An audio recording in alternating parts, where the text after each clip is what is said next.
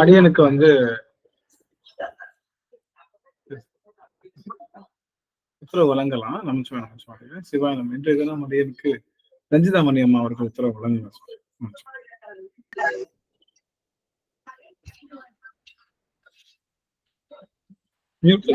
பேசுங்க ஐயா. நால்வர் துதி பாடி ஆரம்பிக்கலாங்க ஐயா. திருச்சிற்றம்பலம். நன்றிங்க.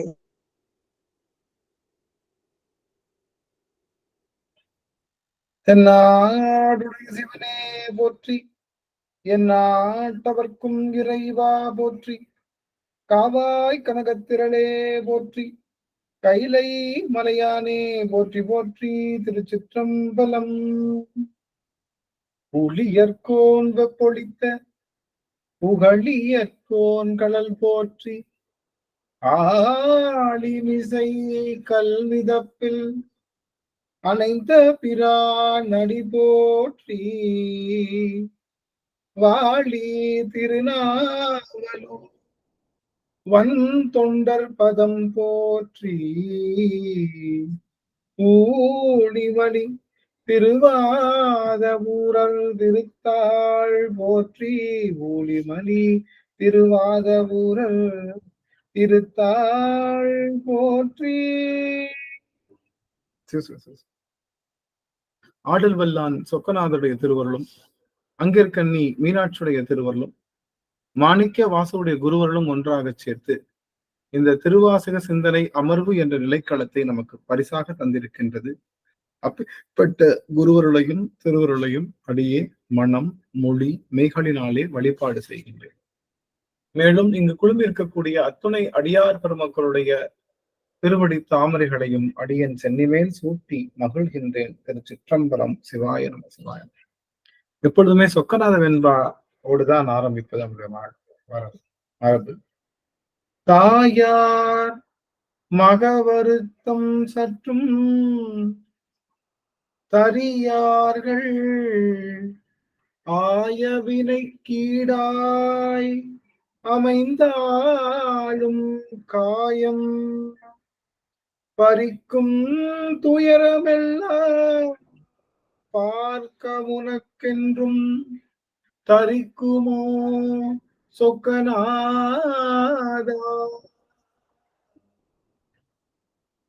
என்றும் தரிக்குமோ சொக்கநாதா.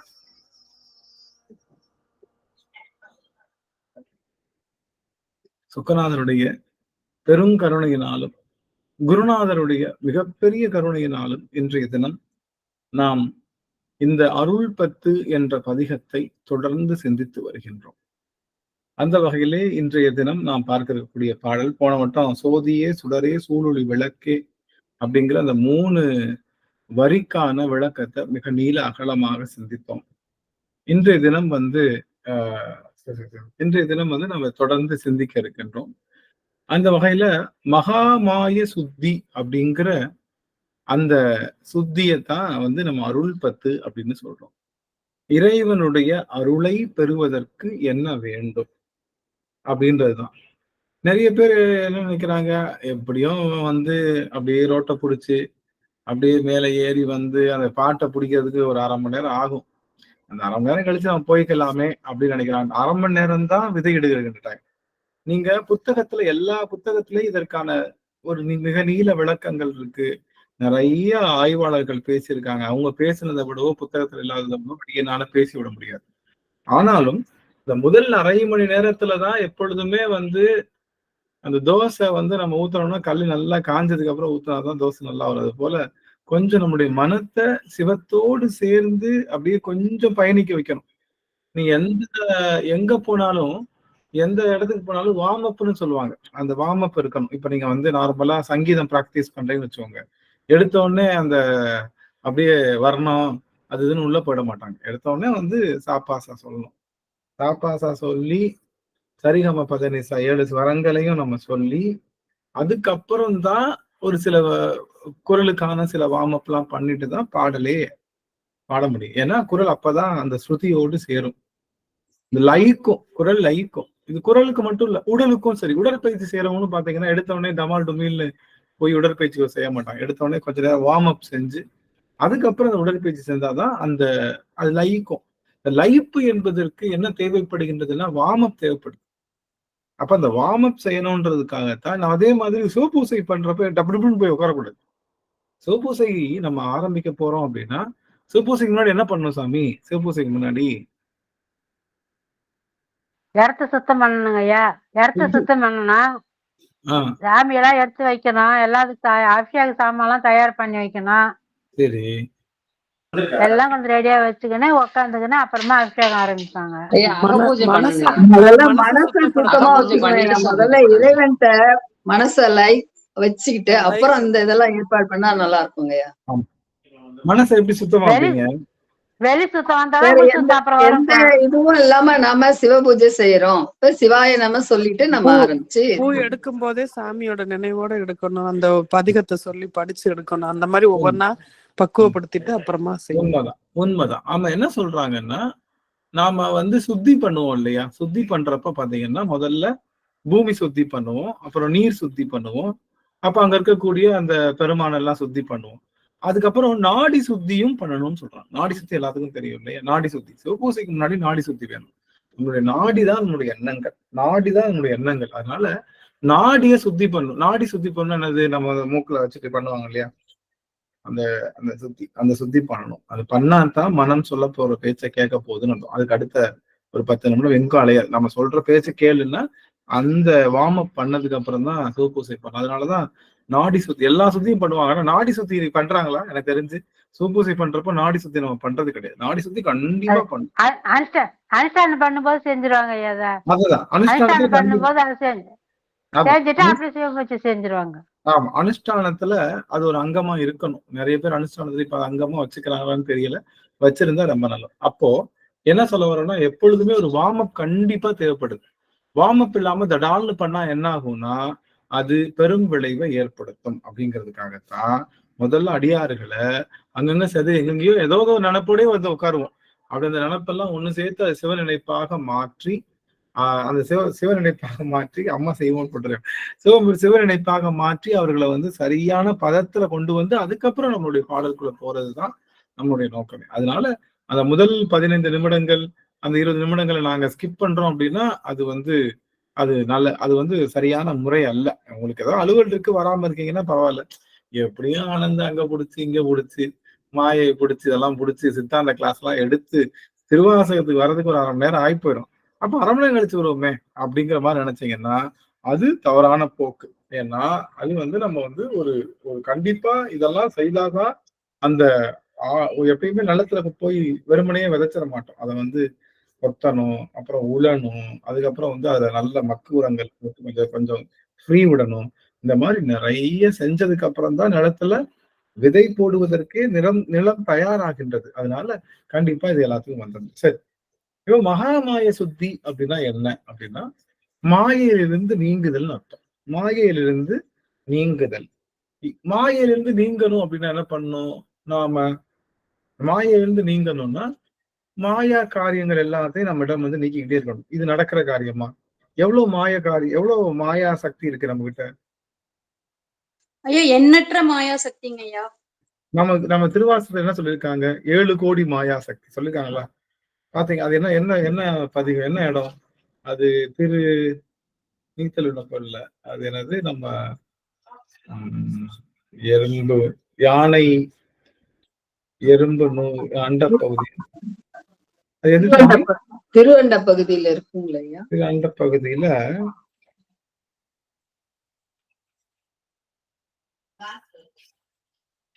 போற்றி திருவகல் தான் நினைக்கிறேன். போற்றி திருவகல்ல திரு அண்ட பகுதி தான் 100 கோடி மாயா சக்திகள். இந்த 6 கோடி மாயா சக்தி 45வது பதிவு 45வது வரி. அதாவது போற்றி திரு அகவல்ல முனிவு இல்லாதது ஓர் பொருளது கருதலும் 6 கோடி மாயா சக்திகள் வேறு வேறு தம் மாயைகள் தொடங்கின அப்படின்னு வருது. நீங்க வச்சிருந்தீங்க, புத்தகம் வச்சிருந்தீங்கன்னா அங்க பார்க்கலாம். அது நான் போற்றி திரு அகவல்ல மூணாவது வரி 43வது வரி என்னன்னா, முனிவிலாததோர் பொருள் அது கருதலும். அது பேருதான் மாயை. மாயைன்னா என்ன அப்படின்னா, முனிவு இல்லாதது ஓர் பொருள் அது கருதலும். முனிவுனா என்னது? முனிவு அப்படின்னா எது முடிந்த முடிவோ அதுதான் முனிவு. முனிவுனா கம்ப்ளீட்டா அது எப்ப நிலைத்து நிற்கக்கூடிய பொருள். அப்ப நிலைத்து இல்லாத பொருளை நிலைத்த பொருளா கருதுவதற்கு பேர் தான் என்னது? மாயை. நிலையில்லாத பொருளை நிலைத்த பொருளாக கருதுவதற்கு பேர் தான் மாயை. மாயைன்றது எங்கேயோ இருக்குன்னு. உங்ககிட்ட இருக்கக்கூடிய மாயைன்னா என்னன்னா, நீங்க நிலையில்லாத பொருள் நிலையான பொருளா கருதுறீங்க. எதெல்லாம் நிலையான பொருளா கருதுறீங்க? ஐயோ வீட்டுக்காரர் வந்துருவாரே. ஐயா மனசு மனசு பார்த்தது மேல எல்லாம் அலைப்பாஞ்சிட்டு இருக்கும். அலைப்பாயுது. பார்த்தது எதை பார்த்தாலும் அலைப்பாயுங்க மனசு. கவர்ச்சியா இருக்கிறது எதை பார்த்தாலும் அலைப்பாயும். அதுக்கு அளவே கிடையாதுங்க. கிடையவே கிடையாது. அப்படிங்கிறப்போ இந்த மனமானது என்ன பண்ணுது? நிலையில்லாத பொருளை நிலையான பொருளாக கருதுவதுதான், அந்த கருதும் நிலைக்கு பேரு தான் மாயைன்னு சொல்லுது. அப்ப நாம அப்படித்தானே கருதுறோம். இப்ப நமக்கு நிலையில்லாத பொருள் இருக்கு, அதை நிலையான பொருளா கருதுறோம் இல்லையா? அதுக்கு பேருதான் அந்த மாயா சக்தி. எப்படி முனிவுன்றதுக்கு என்ன சொன்னீங்க ஐயா? முனிவுன்றதுக்கு முனி அப்படின்னா என்னன்னா முடிந்த, அதாவது கம்ப்ளீட் அர்த்தம். கம்ப்ளீட் அர்த்தம். முனிவர்னு அர்த்தம் அவர் கம்ப்ளீட் ஆனவர். கம்ப்ளீட் ஆனவர் என்ன? அவர் முழுமை பெற்றவர் அர்த்தம். அது அந்த அந்த முனிவு அப்படின்னா முடிவடைந்த அந்த நிலையில இருக்கிறது. ஆக அந்த முனிவு இல்லாதது ஓர் பொருள் அது கருதலும். எந்த பொருள் முழுமையாக இல்லையோ, முழுமைனா நிலையான பொருள், நிலையான பொருள் இல்லாதவற்றை நிலையான பொருளாக கருதும் அந்த மனப்பான்மை தான் மாயை. வேற ஒண்ணும் கிடையாது. மாயை வெளியில இல்லை. மாயை நமக்குள்ளே இருக்கு, வெளியே இருக்கு, அதுவும் மாறிக்கிட்டே இருக்கு. நம்ம பார்க்கக்கூடிய அந்த நாம பார்க்கக்கூடிய நம்மளுடைய பொருள்கள் எல்லாத்தின் மேலையும் இது நிலையான பொருள் தான் அப்படின்னு நினைச்சு அது மேல நம்ம மிகப்பெரிய பற்று வைக்கிறோம் இல்லையா? அதற்கு பேர் தான் மாயைன்னு பேர். அந்த மாயை எத்தனை கோடி இருக்கா? 6 கோடி. 6 கோடி. அப்ப அது முடிக்கிற பாருங்க. 6 கோடி மாயா சக்திகள் என்னவாகுதான்? வேறு வேறு தம் மாயைகள் தொடங்கின. அது பாத்தீங்களா? 3 வரி பாத்தீங்களா? 6 கோடி மாயா சக்திகள் வேறு வேறு தம் மாயைகள் தொடங்கின அப்படின்னு. அப்ப 6 கோடி மாயா சக்தி என்ன ஆகுதான்? தனித்தனியா வேறு வேறு மாயை தோற்றுவிக்குதான். அப்ப 6 கோடி மாயா சக்தி தான் மூலம். அதுல இருந்து பிரிகின்ற மாயை பாத்தீங்கன்னா போய்கிட்டே இருக்காது ஸ்டார்டிங். அப்போ எத்தனை மாய சக்தி இருக்குன்னா கோடி கோடி மாயா சக்திகள் இருக்கு. அந்த கோடி கோடி மாயா சக்திகளை நீக்க முடியுமா? என்னைக்கு ஒண்ணு நீக்கிறது? கோடி கோடி மாயா சக்திகள் இருக்கு இல்லையா? நமக்கு கோடி அளவு மாயா சக்திகள் இருக்கு. அந்த மாயா சக்திகளை எப்படி நீக்க முடியும்? ஒண்ணா நீக்கிறத விட நாம என்ன பண்ணிடலாம்னா இறைவனிடம் தன்னையே ஒப்பு கொடுக்கிறது. இறைவனிடம் தன்னையே ஒப்பு கொடுக்கிறது அப்படிங்கிறது எண்ணிலி கோடியான மாயா சக்திகளையும் நீங்குவதற்கு சமம். இதை விடுறதுக்கு பதிலா அங்க கொடுத்துடலாம். விடுவதற்கு பதிலாக கொடுக்கலாம். விட்டால் வீடு, பெற்றால் பேரு. அது பேர் என்னது? வீடு பேரு. ஒண்ணு விற்று. சாமி என்ன சொல்றாரு? ஒண்ணு விற்று.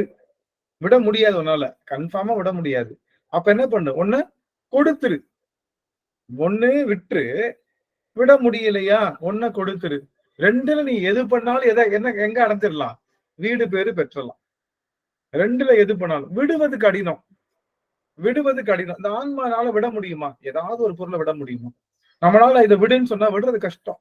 நீங்க இந்த குரங்கு இருக்கு இல்லையா? குரங்கெல்லாம் பிடிக்கிறதுக்காக வேடர்கள் ஒரு முயற்சி வச்சிருப்பாங்க. என்னன்னா ஒரு சின்ன ஓட்டைக்குள்ள குரங்குக்கு பிடிச்ச அந்த பதார்த்தங்கள்லாம் உள்ள போட்டிருப்பாங்க. குரங்கு என்ன பண்ணும்? அதுக்குள்ள கையை விட்டு அதை பிடிச்சுக்கிறோம். அது கையை விட்டா திரும்ப எடுத்துட முடியும். ஆனா குரங்கு என்ன பண்ணாது? அந்த பிடிச்ச புடியே விடாது. ஏன்னா எனக்கு இது வேணும்ன்றதுக்காக விடாது. அது கையை அப்படி க்ளோஸா இருக்கிறதுனால கையெழுத்தா வராது. அப்போ குரங்கு எப்படியோ அது மாதிரிதான் நம்முடைய மனமும் நிறைய பிடிகளை பிடிச்சிருக்கு, என்ன இழுத்தாலும் விடாது. அப்போ விடுதல் என்பது ரொம்ப கடினம். அதுக்கு பதிலாக கொடுத்தல் என்பது எளிமை. சுவாமி என்னையே உங்ககிட்ட கொடுத்துட்டேன். என்னைய எத்தனையோ பேர் பிடிச்சிட்டு இருக்கேன். நானு என்னையே உங்ககிட்ட கொடுத்துட்டேன். இனி நீ என்னைய எப்படி எடுத்துக்கிறையோ அது உன்னுடைய வேலை அப்படின்னு தன்னையே ஒப்பு கொடுத்த. ஒண்ணு விடவும் செய்யலாம், இல்லைன்னா தன்னை கொடுத்து பெறவும் செய்யலாம். அப்போ விட்டால் வீடு, பெற்றால் பேரு, ரெண்டும் ஒரு சேர நடக்கும். அதுக்கு பேருதான் வீடு பேரு. வீடு பேரு என்பது விட வேண்டியவற்றை விற்று பெற வேண்டியவற்றை பெற வேண்டும். எதை விடணும்? எதை விடணும்? மாயை விடணும். மாய சக்திகளை விடணும். எதை பெறணும்? சிவத்தை பெறணும், சிவனுடைய அருளை பெறணும். அருள் சிவனுடைய பெறணும். அருளை பெறணும். அப்போ விடுவது மாயா சக்தி. மாயா சக்தி விட்ட உடனே என்ன ஆக்குப்பை ஆயிடும்? பெறுவது சிவப்பேரருள். சிவப்பேரருள் தான் நமக்கு விளையும். அதனாலதான் இந்த அருள் பத்தி என்ன சொல்லுது அப்படின்னா, நாம சிவபெருமானுடைய அந்த திருவடி பேரின்பத்திற்கு என்ன பண்ணோம் அப்படின்னா, நம்ம ஒன்னொன்னா விட்டு என்னைக்கு விடுறது? நாக்கையே அடக்க முடியாது, பேச்சு அடக்க முடியாது, கண் அடக்க முடியாது. இது மாதிரி 36 கருவி கரணங்கள், 96 தாத்விகங்கள், இது எல்லாத்தையும் நம்ம அடக்கவே முடியாது. அப்ப இதெல்லாம் அடக்கி நம்ம என்னைக்கு போறது? அடக்கலாம் முடியாது. அது பெசாட்டுக்கு அது வேலையை பார்க்கட்டும் அப்படின்னு சொல்லி என்ன பண்ணிடலாம்? இறைவனுடைய திருவடியில தஞ்சம் புகுதல், அடைக்கலம் புகுதல் என்பதுதான் அருளை பெறுவதற்கான மிகச்சிறந்த உபாயம் என்பதை நம்முடைய மணிவாசக பெருமான் இங்கே நமக்கு அருள் பத்து என்ற பதிகத்தை பாப்பா தண்ணி கொண்டு. ஆக இந்த அருள் பத்து அப்படிங்கிறது நமக்கு தருகின்ற ஒரு முக்கியமான விஷயம் என்னன்னா, நாம இறைவனிடம் தன்னை ஒப்புவித்தல். அதுதான் மாயையிலிருந்து நீங்குதல். அதுதான் பேரருள் பெறுதல். அப்படி இறைவனை ஒப்புவிக்கும் போது என்ன பண்ணலாம்னா, நம்மளுடைய உள்ளம் கனிந்து இறைவனை என்னை ஏற்றுக்கொள் அப்படின்னு பெருமான்ட்ட கொடுக்கலாம். 2 விதமா ஏற்றுக்கொள் கொடுக்கலாம். போனா போகுது, வேற வழியே இல்லை அப்படின்னு கொடுக்கறதும் ஏற்றுக்கொள் தான். பாக்குறீங்களா? கேட்டுட்டான், கையில வச்சிருக்கோம், அந்த படுபாவி கேட்டுட்டான், போனா போகுது. ஆனந்தன்றவன் என்ன பண்ணுவான்? வரலன்னா அட்டண்டன்ஸ் எடுக்கிற மாதிரி மனசுலயே வச்சுக்குவான், எத்தனை கிளாஸ் வரலன்னு. பரவாயில்ல, என்னமோ போனா போகுது அப்படின்னு சொல்லிட்டு வருவதும் ஒரு ஒரு ஒரு அட்டண்டன்ஸ் தான். மனம் உவந்து என்னமோ ஒண்ணு கத்துக்கிறோம்ப்பா, போலாம்ப்பா, ஏதோ ஒரு மனசு சிவபெருமானோட ஒட்டி இருக்குதுப்பா அப்படின்னு நினைச்சு போறதும். அப்போ உள்ளம் கனிந்து இறைவனிடம் நம்மையே நாம் ஒப்பு கொடுத்தல் என்பதுதான் என்ன நமக்கு இந்த அருள் பத்தினுடைய. அப்ப உள்ளம் கனிந்து செய்யணும்.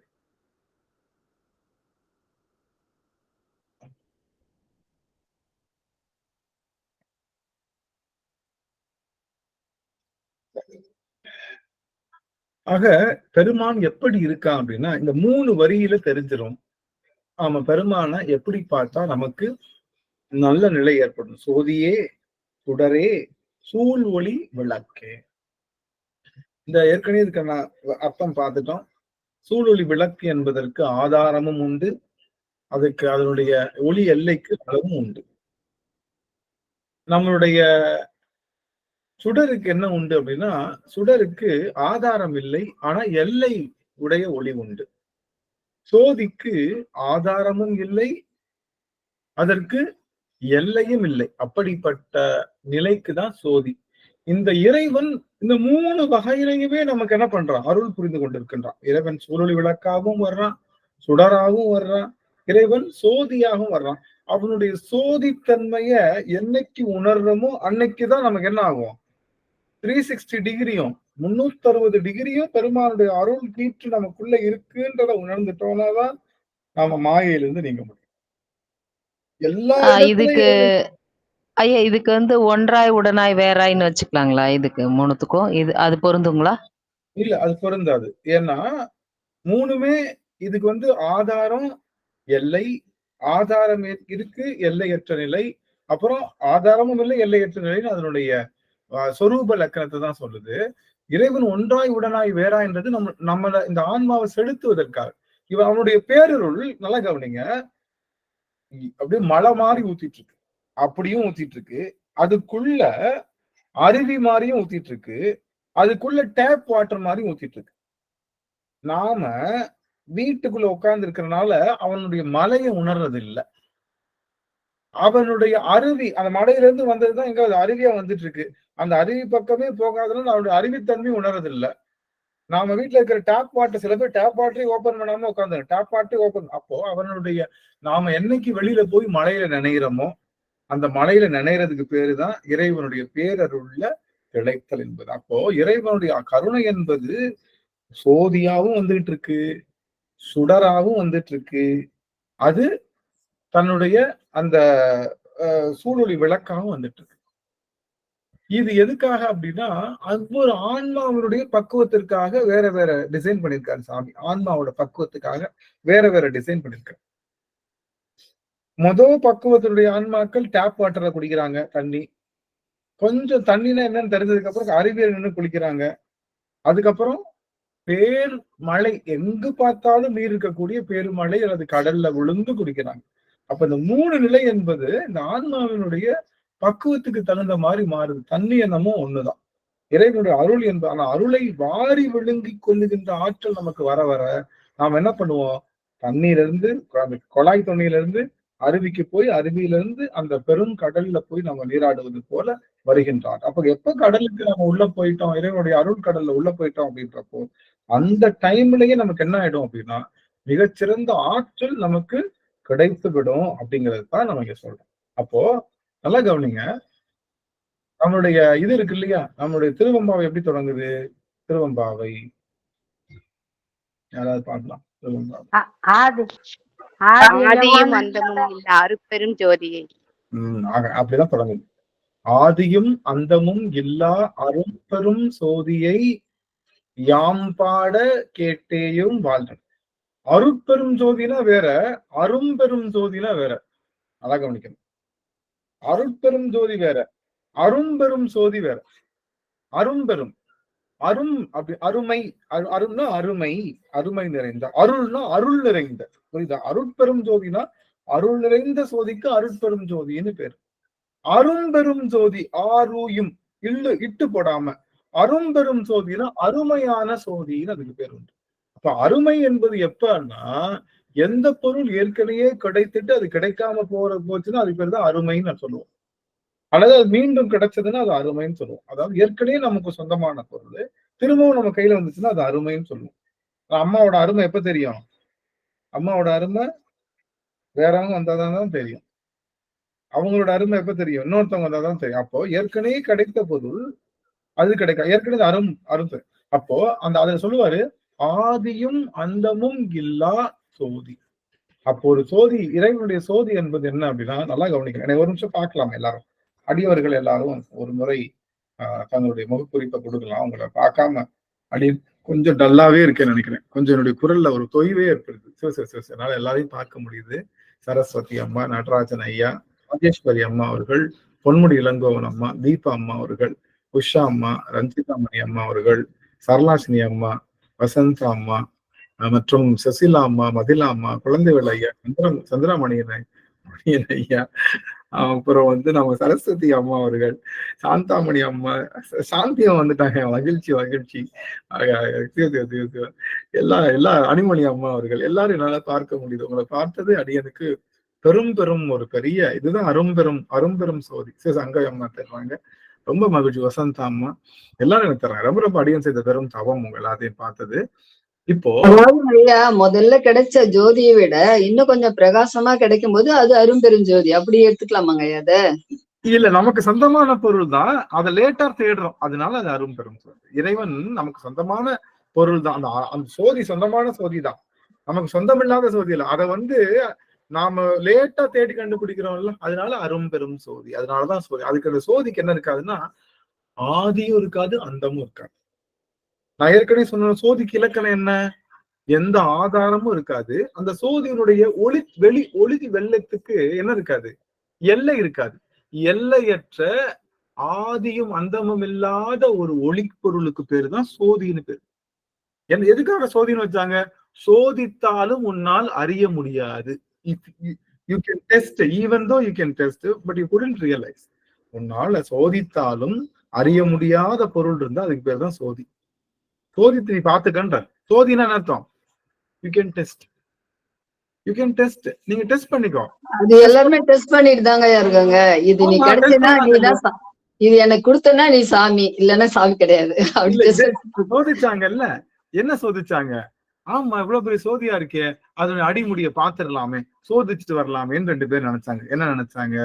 ஒருத்தர் பன்றியா தேடி கீழே போறதும், ஒருத்தர் மேல போய் அன்னப்பறவையா போய் தேடுவதும், 2 பேரும் சோதித்தும் அறியப்படாதவன்.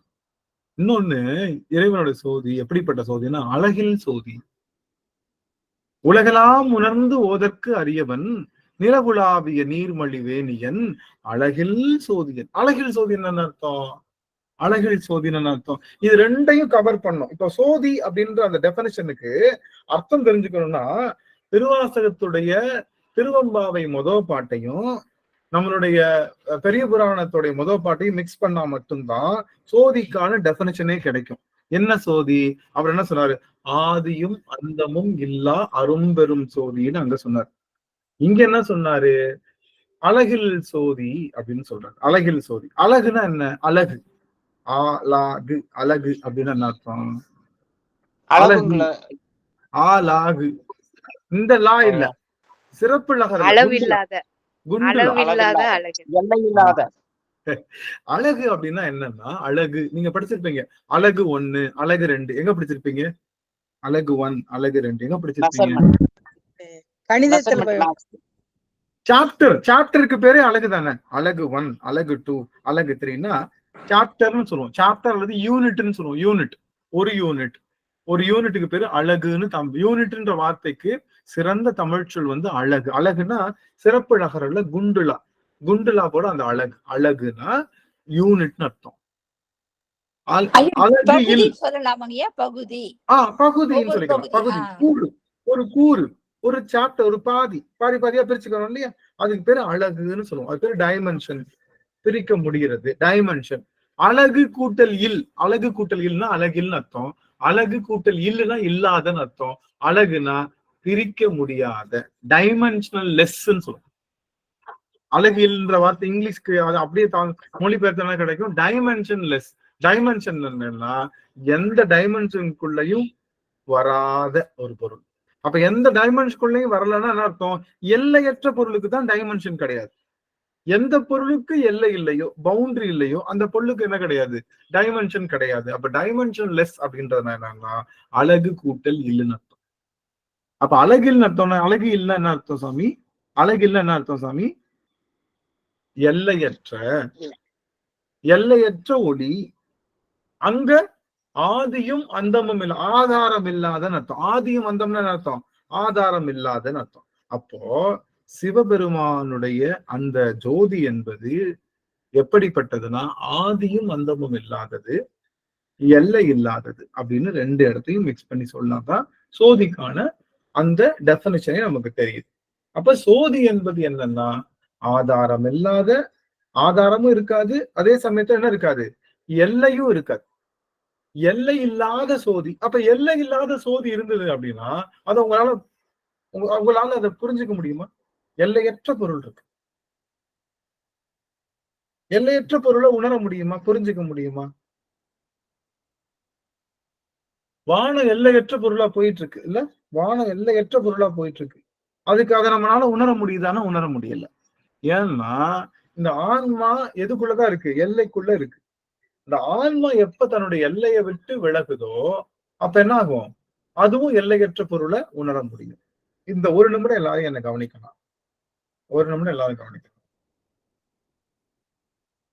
1 நிமிடம் என்ன எல்லாரும் கவனிக்கலாம். எல்லையுடைய பொருளை, எல்லையற்ற பொருளை என்ன பண்ண முடியாது? ரியலைஸ் பண்ண முடியாது. ஒரு பொருள் எல்லையில இருக்கு, இன்னொரு பொருள் எல்லையற்ற பொருளா இருக்கு. அப்ப இந்த 2 பொருளும் தன்னை ரியலைஸ் பண்ண முடியாது. இப்ப ஆன்மா எல்லைக்குள்ள இருக்கு, இறைவன் எல்லையற்ற பொருளா இருக்கான். இத போய் இது ரியலைஸ் பண்ணுமானா பண்ணாது. அப்ப ஆன்மா எல்லையற்ற பொருளாகவும் இறைவனும் எல்லையற்ற பொருளாகவும் எப்ப சேருதோ அப்பதான் என்ன ஆகும்? இறைவனுடைய அந்த பேரருளை உணர முடியும். புரியுதுங்களா?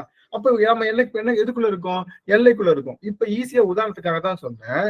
இப்ப நம்ம வீட்டுல கேஸ் இருக்குல்ல, கேஸ் எல்லாரும் எல்பிஜி கேஸ் வச்சிருக்கீங்களா? எல்பிஜி கேஸ் அது உள்ளுக்குள்ள எப்படி இருக்கு?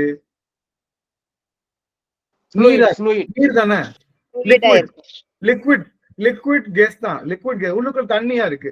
நாம ஒரு ஆழமா அழுத்துறோம். மேல ஒரு துளை மாதிரி இருக்கு இல்லையா?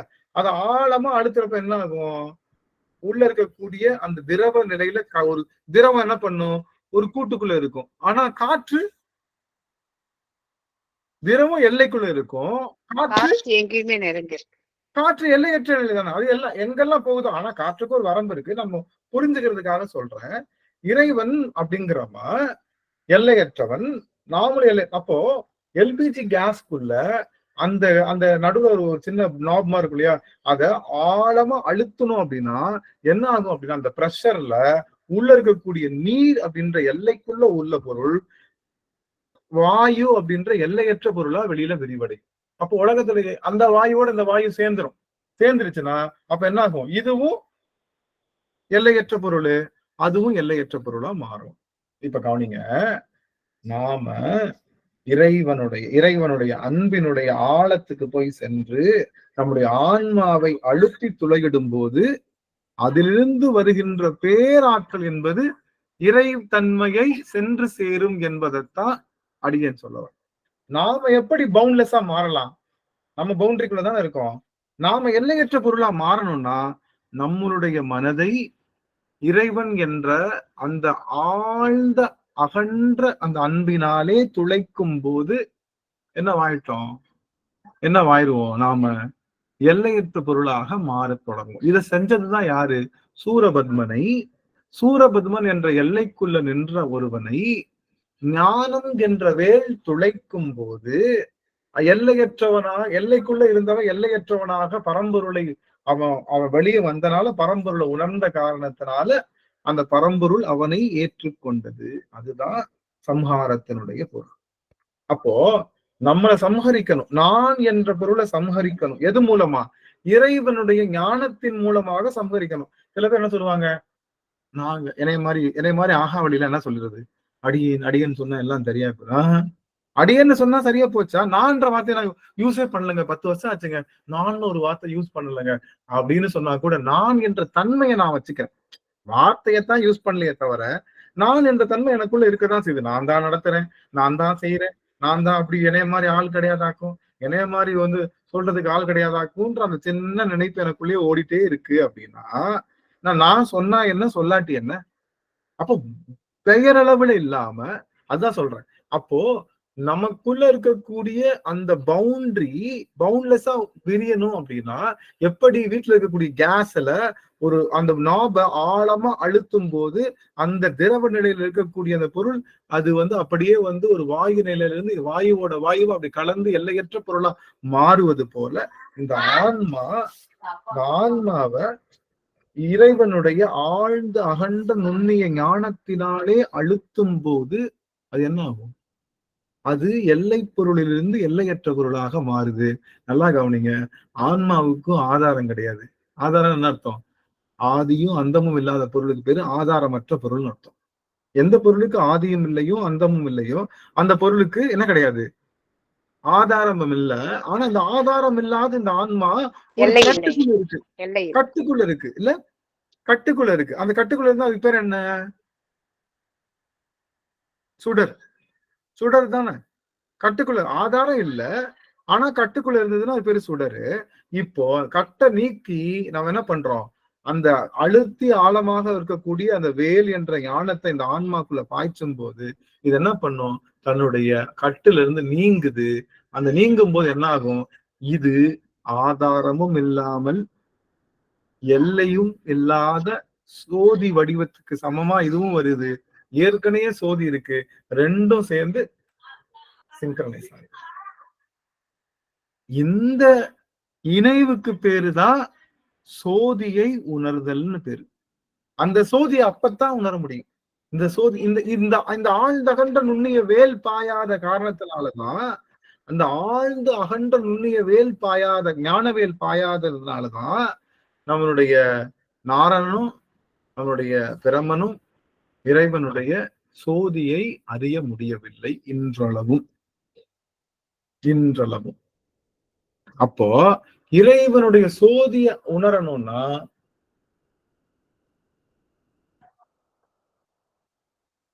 நமக்குள்ள ஞானவேல் பாயணும். அவ்வளவுதான். ஞானம் என்ற ஆழ்நகன்ற வேல் நம்மளை தொலைச்சதுன்னா நாம என்ன ஆயிடுவோம்? நாம எல்லையிலிருந்து வெறிய ஆரம்பிப்போம். அது எவ்வளவு ஆழமா தொலைக்குதோ அவ்வளவு விரிவு நமக்குள்ள கிடைக்கும், அவ்வளவு எக்ஸ்பான்ஷன் நமக்கு கிடைக்கும். அதனாலதான் நாம முருகப்பெருமானுடைய வேலை வணங்குறோம். வேலை மட்டும் வணங்கினா போதும். முருகன் தேவையில்லைல்ல. முருகன் இருக்கலாம், வேலு முருகன், வேலு, வள்ளி தெய்வான மயிலு வழிபாடு செய்யலாம். வள்ளி தெய்வானை இல்ல, முருகன் இருக்காரு, வேல் இருக்கு, மயில் இருக்கு, வழிபாடு செய்யலாம். வெறும் மயில் மட்டும் இருக்கு, வழிபாடு செய்ய முடியும், வழிபாடு செய்யக்கூடாது. வெறும் முருகன் மட்டும் இருக்கான், வழிபாடு செய்யலாம், செய்யக்கூடாது. முருகன் மட்டும் வெறுமனையா இருந்தாலும் வேல் சாத்தணும். தண்டாயுதபாணிக்கு என்ன கிடையாது? வேல் கிடையாது. பழனி தண்டாயுதபாணிக்கு வேல் கிடையாது. ஆனா என்ன பண்ணணும்? வேலை சாத்தி தான் வழிபாடு செய்யணும். திருச்செந்தூர் முருகன் தவத்துல நிக்கிறாரு இல்லையா, அங்கேயும் வேல் கிடையாது, அங்கேயும் வேல் கிடையாது. ஆனாலும் வேல் சாத்தி தான் வழிபாடு செய்யணும். வேல் அப்படி எது முருகனே இல்ல, வெறும் வேலை வச்சு வழிபாடு செய்யலாமா? செய்யலாம். எப்படின்னு பார்த்தா, அப்போ வேலுக்கு எவ்வளவு பெரிய மகிமை. அந்த வேல் தான் நம்மளுடைய ஆன்மாவை முருகனுடைய பேரொளிக்கு சமமாக மாற்றுகின்ற அவர். வேல் என்பது நமக்குள்ள பாய வேண்டிய வேல். வேல் என்பது கொலை கருவி அல்ல, ஞானத்தை விளைவிக்கின்ற கருவி. சாமி கையில வேல் வச்சிருக்கு, குத்திரும் அப்படின்னு சொல்லி தரக்கூடாது. அது ஞானத்தை பாய்ச்சுகின்ற அடிக்கிற சத்தம் கேட்டுக்கிட்டே இருக்கு. அப்படியா? நான் தெரியாம அடிச்சிடறேன் போல, டேபிள் அடிச்சிடறேன், மன்னிக்கணும் சாமி. அத புரிஞ்சுதுங்களா? அப்போ இந்த ஆன்மா சோதியாக மாறணும், சுடரா இருக்கு. சில பேருக்கு சூழொளி விளக்கா இருக்கு இந்த ஆன்மா. சூழொளி விளக்குன்னு என்ன அர்த்தம்? யாராவது போய் சொல்லணும், போய் சாமி கும்பிடு, போய் சிவபூசையில உட்காருன்னு யாரோ பிடிச்சி தள்ளி விட்டு அதுக்கப்புறம் சிவபூசை பண்ணுச்சுன்னா இது சுடரா இருக்குன்னு அர்த்தம்.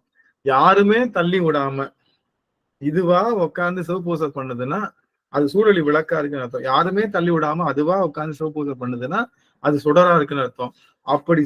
அப்படி சிவபூசை பண்ணும்போது ஞானம் வேல் பாஞ்சுது அப்படின்னா அது சோதியா மாறிடும். அவ்வளவுதான்.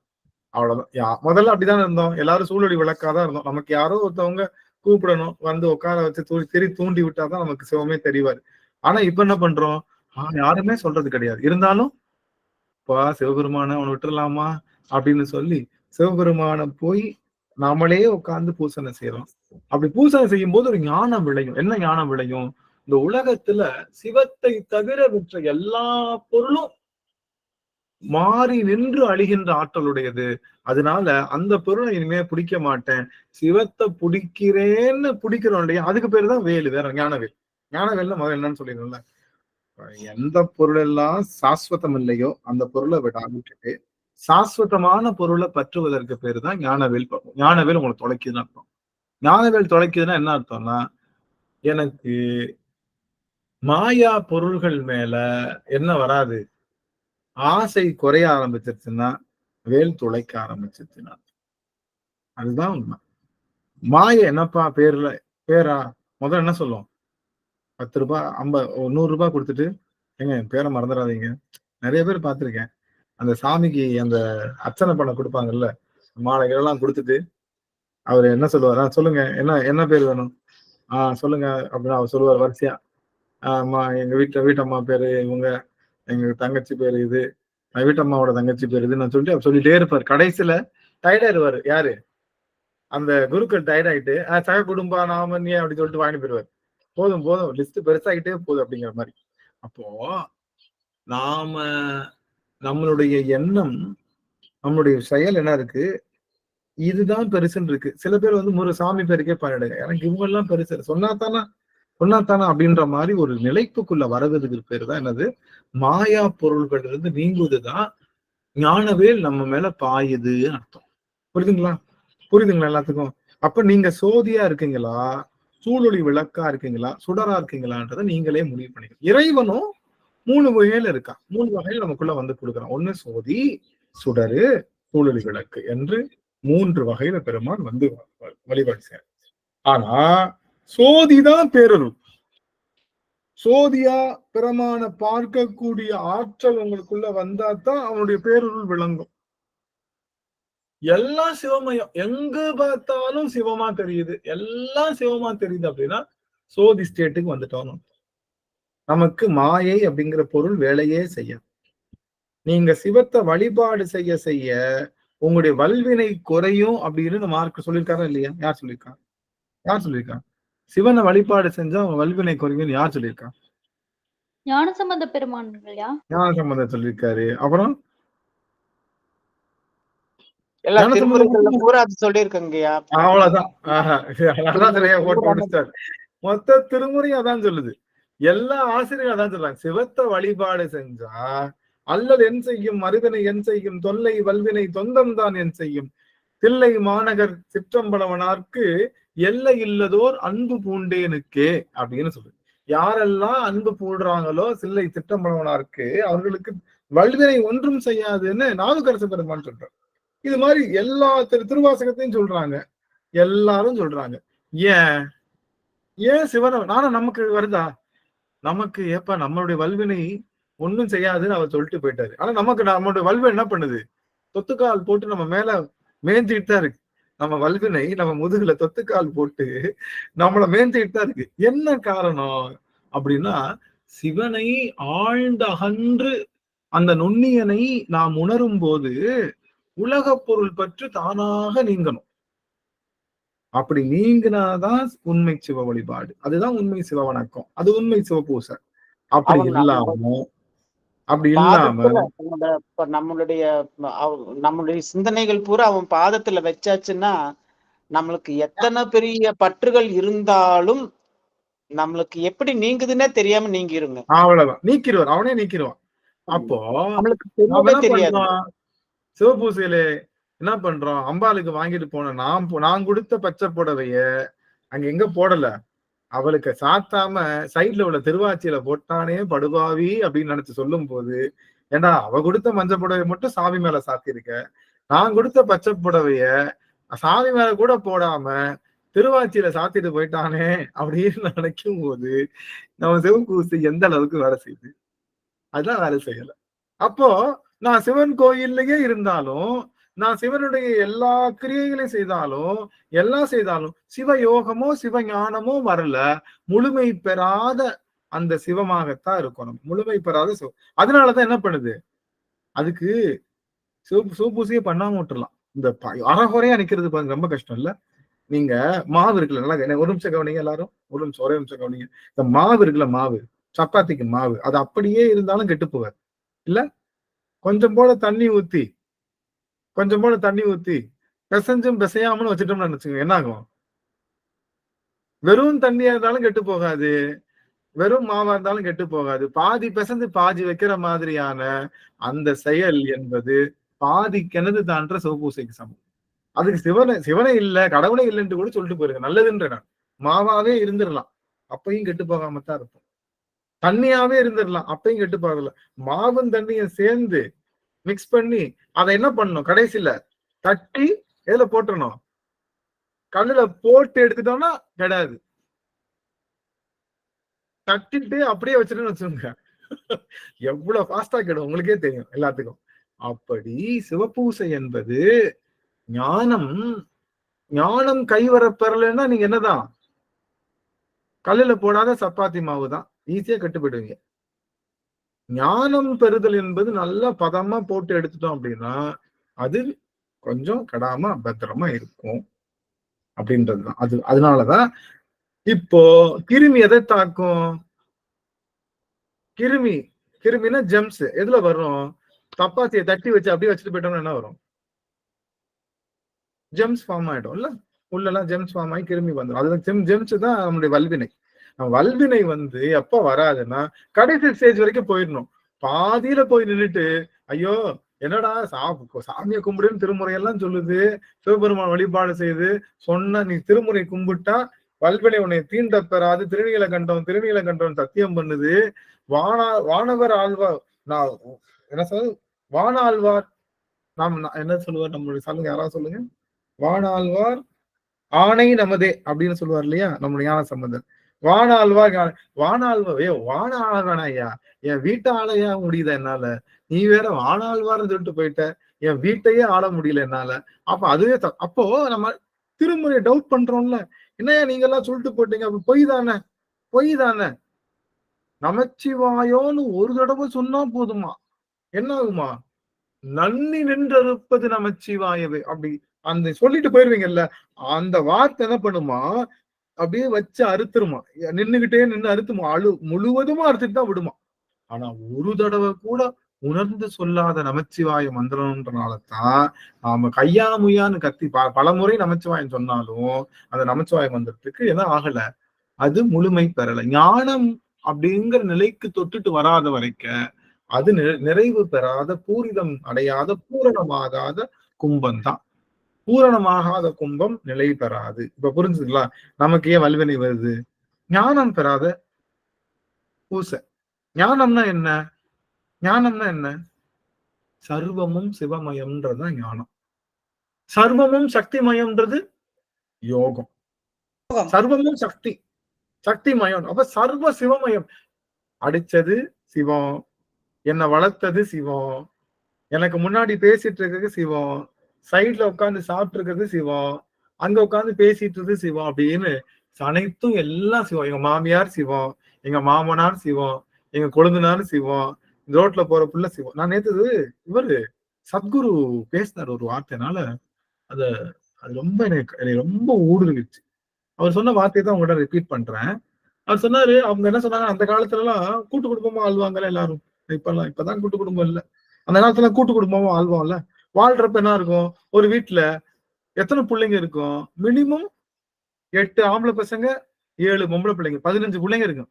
15 பிள்ளைங்களுக்கும் 15 கணவன் மனைவி இருப்பாங்க. அது 30 பேரா நிற்பாங்க. ஒவ்வொரு வீட்டுக்கும் 3 குட்டின்னு வச்சுக்கோங்க. என்ன ஆயிடுச்சு? 15 × 3 15 × 3 15 3 30 5 15. அப்ப 45 பேர், 45 குழந்தைங்க, 30 அம்மாமார்கள், 2 தாத்தா. என்ன ஆச்சு? அந்த வீடு 100 பேர் இருப்பாங்க. 100 பேர். இதுல 100 பேர்ல குழந்தை பிறந்ததுக்கு அப்புறம் எந்த அம்மா யாருக்கு சோறு வைக்கிறாங்கன்னு தெரியாதான் சொன்னார் அவர். அப்படித்தானே இருப்பாங்க அந்த காலத்துல எல்லாரும். நீங்க பாத்தீங்கன்னா சின்னம்மா அப்படின்னு சித்தின்னு யாரும் கூப்பிட்டு நான் பார்த்தல. சின்னம்மா பெரியம்மான்னு தான் கூப்பிடுவாங்க. எனக்கு தெரிஞ்சு எங்களுடைய இதுல வழக்கத்துல என்னன்னா சித்தின்னு கூப்பிட மாட்டாங்க, சின்னம்மா தான், அம்மா தான். அப்ப அதையும் சுருக்கி என்ன பண்ணுவாங்க, அம்மான்னு கூப்பிடுவாங்க. பெரியம்மாவையும் சுருக்கி அம்மான்னு தான் கூப்பிடுவாங்க. அப்போ எந்த அம்மா எந்த பிள்ளைக்கு சோறு வைக்குதுன்னு தெரியாது. ஆனா எல்லா பிள்ளைக்கும் சோறு எப்பயுமே வச்சுட்டு இருப்பாங்க. அந்த காலத்துல அருவமான சோறு கிடையாது, எல்லாத்துக்கும் காமனான சோறு தான். ஒரே குழம்பு, ஒரே சோறு, காய், அவ்வளவுதான். இன்னைக்கு நம்ம என்ன பண்றோம், பீட்சா அது இது ரொம்ப ஸ்பெசிபிக்கா பண்றதுனாலதானே கொடுக்கறது யோசிக்கிறோம்ல ஒரு பேச்சுக்கு. நம்ம ஜென்ரலான எல்லார் வீட்லயும் சாப்பாடு ஒரே சாப்பாடுங்க. என்னைக்காவது யாருக்காவது கொடுக்காம இருக்க தோணுமா? எல்லார் வீட்லயும் என்னைக்குமே ஒரே சாப்பாடு. காலையில போனா கேப்ப களி தான் எல்லார் வீட்லயும். சாயங்காலம் போனா இது கம்பங்கூழு தான். இப்படின்னு இருக்குன்னு வச்சுக்கோங்க. கேப்பக்களியும் கம்பங்கூழும் காஸ்ட்லியே கிடையாது. யாரு வந்தாலும் எப்படி கொடுப்போம்? நிறந்து கொடுப்போம்.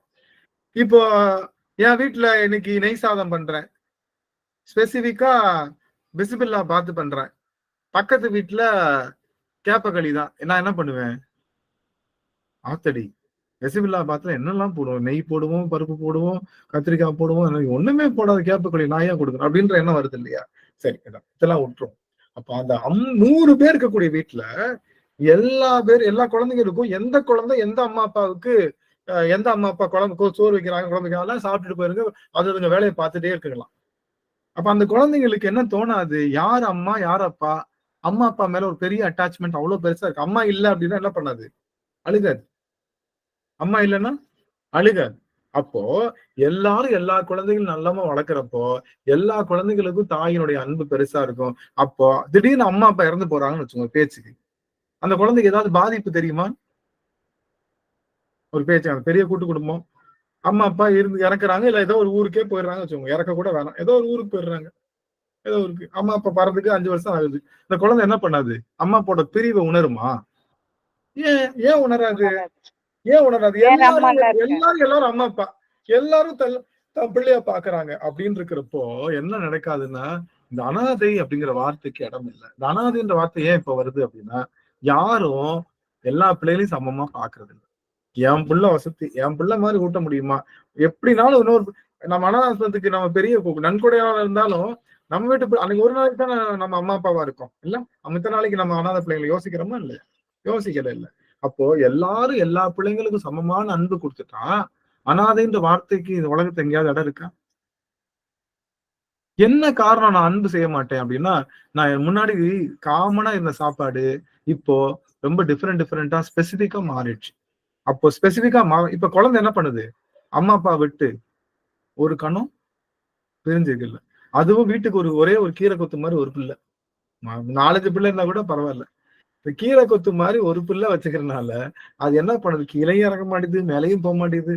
அம்மா அப்பா சப்போஸ் 4 நாளைக்கு லீவ் போட்டு எங்கேயாவது போறாங்கன்னா அது பண்றல ஊட்டி அடிச்சா யாருக்கிட்டையும் தாத்தா கிட்ட போக மாட்டேங்குது, அப்பா கிட்ட போக மாட்டேங்குது. ஒரே அலைச்சல் பண்ற மாதிரியா போகுது. காரணம் என்னன்னா நம்முடைய மொத்த சிஸ்டமும் கொலாப்ஸ் ஆயிடுச்சு. அப்போ நான் இந்த வார்த்தையை ஒழுக்கிருக்கு உண்மைதானே. நாம ஒரு பெருசா நினைக்கலையே, நம்ம பெருசா நினைக்கலையே.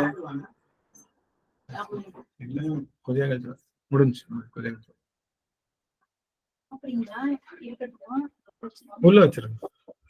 இப்போ அப்ப என்ன அர்த்தம்னா சமமான அன்பு நம்மளால செய்ய முடியாத ஒரு காலகட்டத்துல நம்ம வாழ்ந்துட்டு இருக்கோம். நமக்கு 2 தலைமுறைக்கு முன்னாடி எல்லாம் என்னன்னா, சித்தப்பா வீட்டுல உட்காந்து படிச்சிருப்பாங்க. சித்தப்பா வீட்டுல ஒரு 8 பிள்ளைங்க இருக்கும். 9வது பிள்ளைய அது போய் படிச்சுட்டு அங்கேயே இருந்து அந்த ஊர்லயே இருந்து படிச்சுட்டு பெரிய ஆளா வந்திருக்கும். அது மாதிரிலாம் இன்னைக்கெல்லாம் அதை பண்ண முடியுமா? யார் வீட்டையாவது நம்பி நம்ம வீட்டுக்கு பிள்ளைங்க அனுப்ப முடியுமா? அனுப்ப முடியுதான்னு கேட்டேன். அனுப்பவே முடியல. காரணம் அப்போ அந்த சிவமா எல்லா பொருளையும் சமமா பார்க்கிற அந்த தன்மைக்கு பேருதான் ஞானம். அந்த ஞானம் வந்தது அப்படின்னா நமக்கு அந்த ஞானமான சிவபூசை தான் நமக்கு வினைகளை நீக்குகின்ற விஷயம். அதனாலதான் நமச்சிவாயவே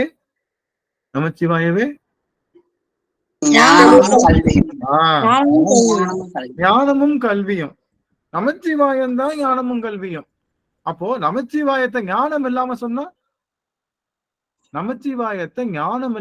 அது என்னது?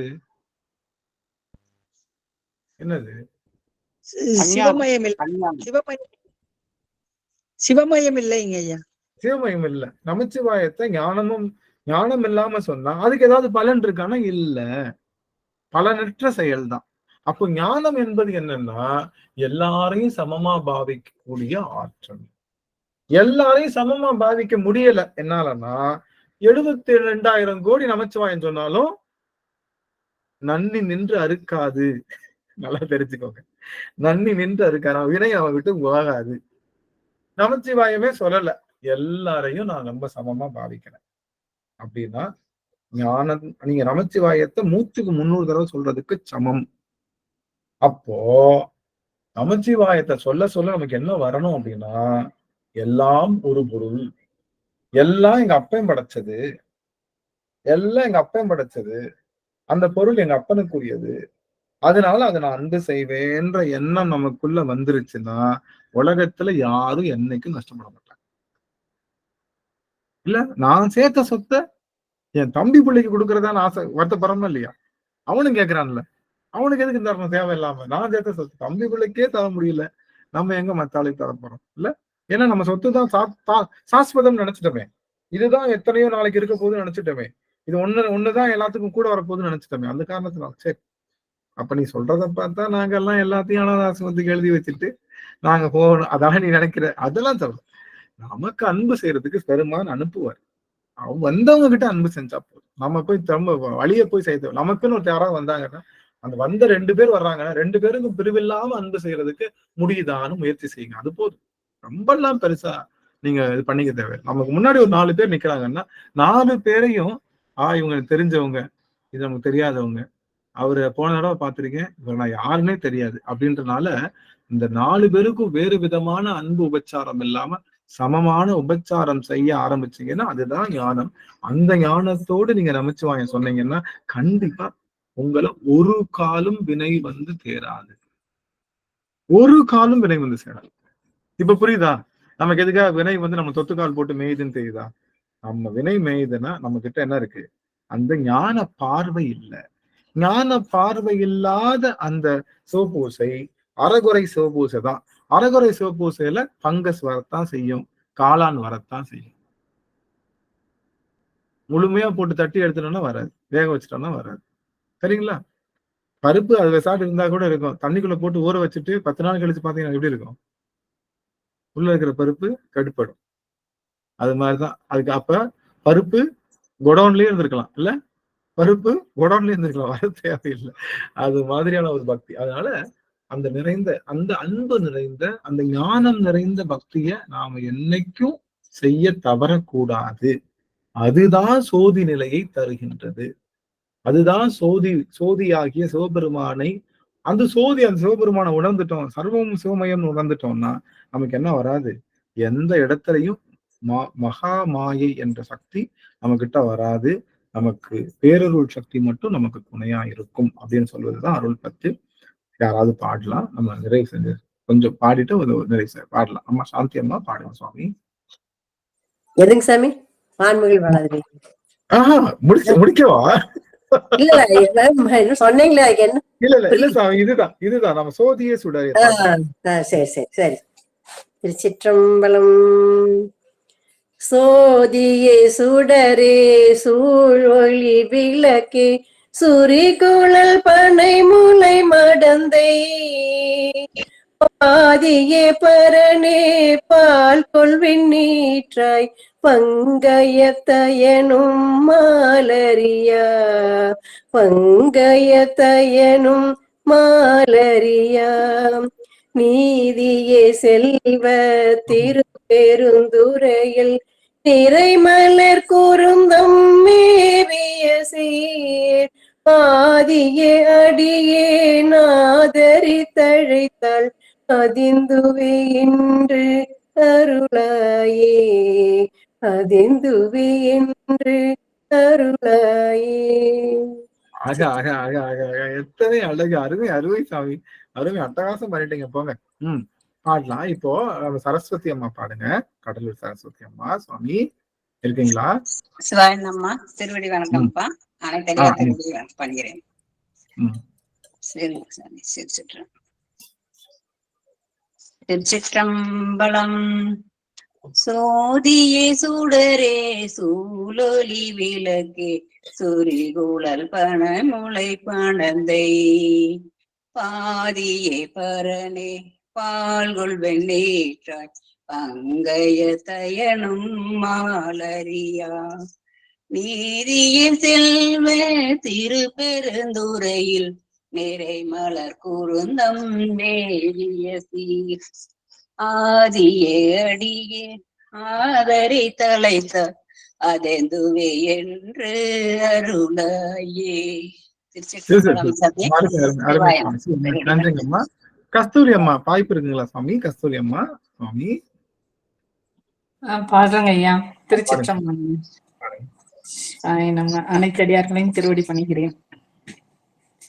சோதியே சுடரே சூழ் ஒளி விளக்கே சுரிகுழல் பனை முலை மடந்தை பாதியே பரனே பால் கொள்வின் நீற்றாய் பங்கயத்து அயனுமாலும் அறியா நீதியே செல்வ திருப்பெருந்துறையில் நிறைமலர் குருந்தம் மேவிய சீர் ஆதியே அடியே நாதரை தழைத்தால் அதந்துவே என்றருளாயே.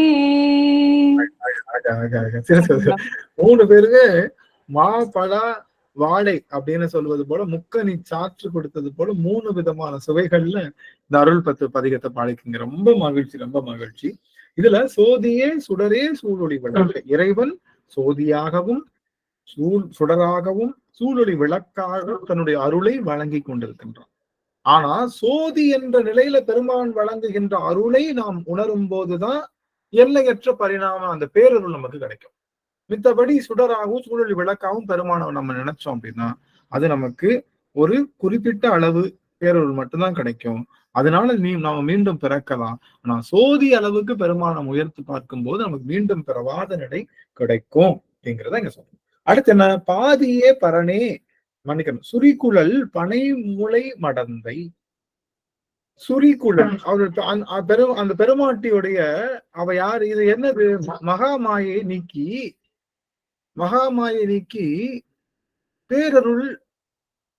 பேரருளாக மகாமாயை நீக்கி என்ன பண்றோம்? பேரருளாக மாறுகின்ற சக்தியாக மாத்தோம் மகாமாயை. பேரருள் யாரு? மகாமாயை யாரு? பேரருள் யாரு? மகாமாயை யாரு? பேரருள் சிவபெருமான். மகாமாயா அடியேன் நாம தான். அம்பாலும் உயிர்களும் ஐயா. இல்ல அதுதான் சொல்றாரு. இல்ல ஒரு இதுக்கு ஒரு கதை சொன்னா உங்க எல்லாத்தையும் புரிஞ்சு பாஸ்டா சொல்ற கதை. ஒரு பெரிய ராஜா போயிட்டு ஒரு அம்மா ஒரு பெரிய ஒரு இது காட்டுல ஒரு சூனியக்காரர் இருந்தாலாம். அவ எல்லாரும் கேட்ட கதை தான், இருந்தாலும் இந்த இடத்துல சொன்னா சரியா இருக்கும்னு நினைக்கிறேன். கதை சொல்றப்ப கேட்கலாம் நினைக்கிறேன். கொஞ்சம் நீங்க கொஞ்சம் ஆன் பண்ணிக்கலாம். கதை தானே சொல்றோம்.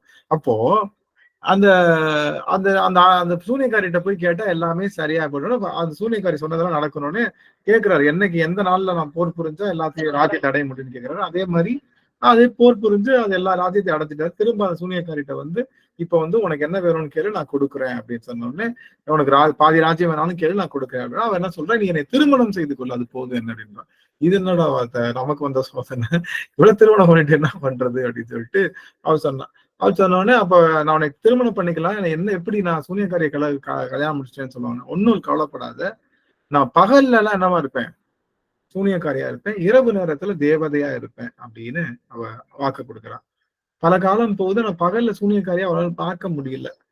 அப்போ அவகிட்ட வந்து கேக்குறாரு, இந்த மாதிரி என்னம்மா நான் என்ன பண்ணட்டும், இது மாதிரி நீ பகல்ல சூனியக்காரியா இருக்க, இரவுல தேவதையா மாறிடுறேன், எனக்கு பகல்லையும் சூனியக்காரியா இல்லாம பகல்லையும் நீ தேவதையா மாறணும், அது என்ன பண்ணட்டும் அப்படின்னு சொல்லி அவர் கேக்குறாரு. கேட்ட உடனே நான் என்ன பண்ணட்டும் அப்படின்னு அவ என்ன சொல்ற, நான் எப்படி இருக்கட்டும் நீயே சொல்லு, இப்ப வேணா ஷிஃப்ட் வேணா மாத்திக்கவா, நான் இரவுல வேணா யாரா இருக்கேன், சூனியக்காரியா இருக்கேன், பகல்ல வேணா என்னவா மாறிக்கிறேன், தேவதையா மாறிக்கிறேன், இது ஓகேவா, நீ சொல்லு எப்படி பண்ணிட்டுன்னு சொல்லணும். இவர் என்ன சொல்லிட்டாரு, எனக்கெல்லாம் ஒண்ணும் இல்லம்மா, ஓ இஷ்டம் மான்ட்டார். என்ன சொல்லிட்டாரு, எனக்கெல்லாம் ஒண்ணும் இல்ல, ஓ இஷ்டம்மா அப்படின்ட்டார். அப்படின்னு சொன்ன உடனே சரிட்டு போயிட்டா. அவ பார்த்தா இரவுல என்னவா இருக்கா, இப்போ இரவுல தேவதையா இருக்கா, சரி பகல்ல அவ அதே முடிவுதான் எடுத்திருக்கா. பகல்லையும் தேவதையா இருக்கா. என்னம்மா என்னாச்சு, இரவுலையும் தேவதை பகல்லையும் தேவதை என்னம்மா ஆச்சுன்னா, எப்ப ஒரு பொண்ணை பார்த்து நீயே உன் முடிவு எடுத்துக்கோ அப்படின்னு சொல்லிட்டா, அவ எவ்வளவு பெரிய சூனியக்காரியா இருந்தாலும் அவ தேவதையா மாறிடுவா. அதனால பொறுப்பெடுக்கிறத முடிவை பெண்கள் கையிலேயே கொடுத்துட்டா, பெண்களுக்கு ஒரு நாளும் கோபம் வராது, அவர்கள் எப்பொழுதுமே தேவதையாக இருப்பாங்க.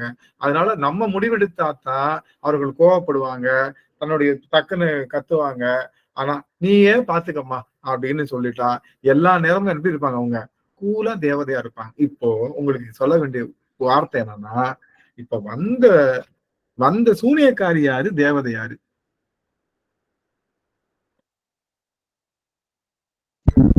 சூனியக்காரி திரோதானத்துக்கு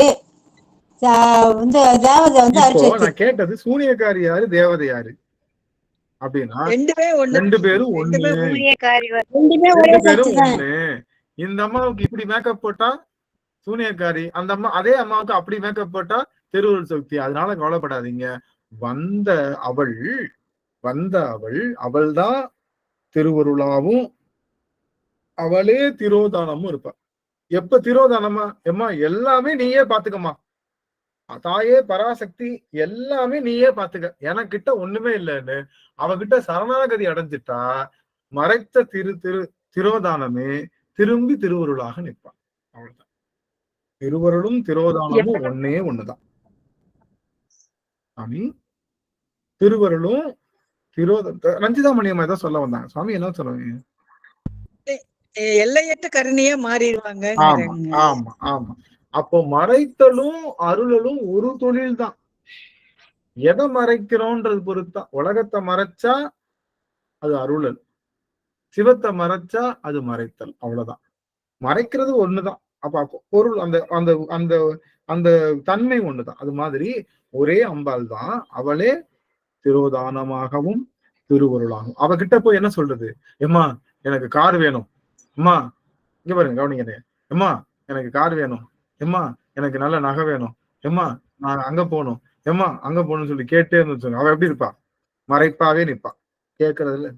அவகிட்ட போய் எம்மா நீயே பார்த்து செய்யுமா, அம்மா நீயே எதுனாலும் பார்த்து செய், நீ என்ன பண்ணாலும் நான் அதை வாங்கிக்கிறேன்னு சொன்னா என்னவா மாறிடுவா, அவளே திருவருளாக மாறிவிடுவார். அப்போ இந்த சுரிகுழல் பணமுளை மடந்தை பாதியாக நிற்கின்றாள். யார்கிட்ட? சிவபெருமான் கிட்ட. அவருடைய குழல் எல்லாம் சுருண்ட சுருண்ட சுருண்ட குழலா இருக்கா.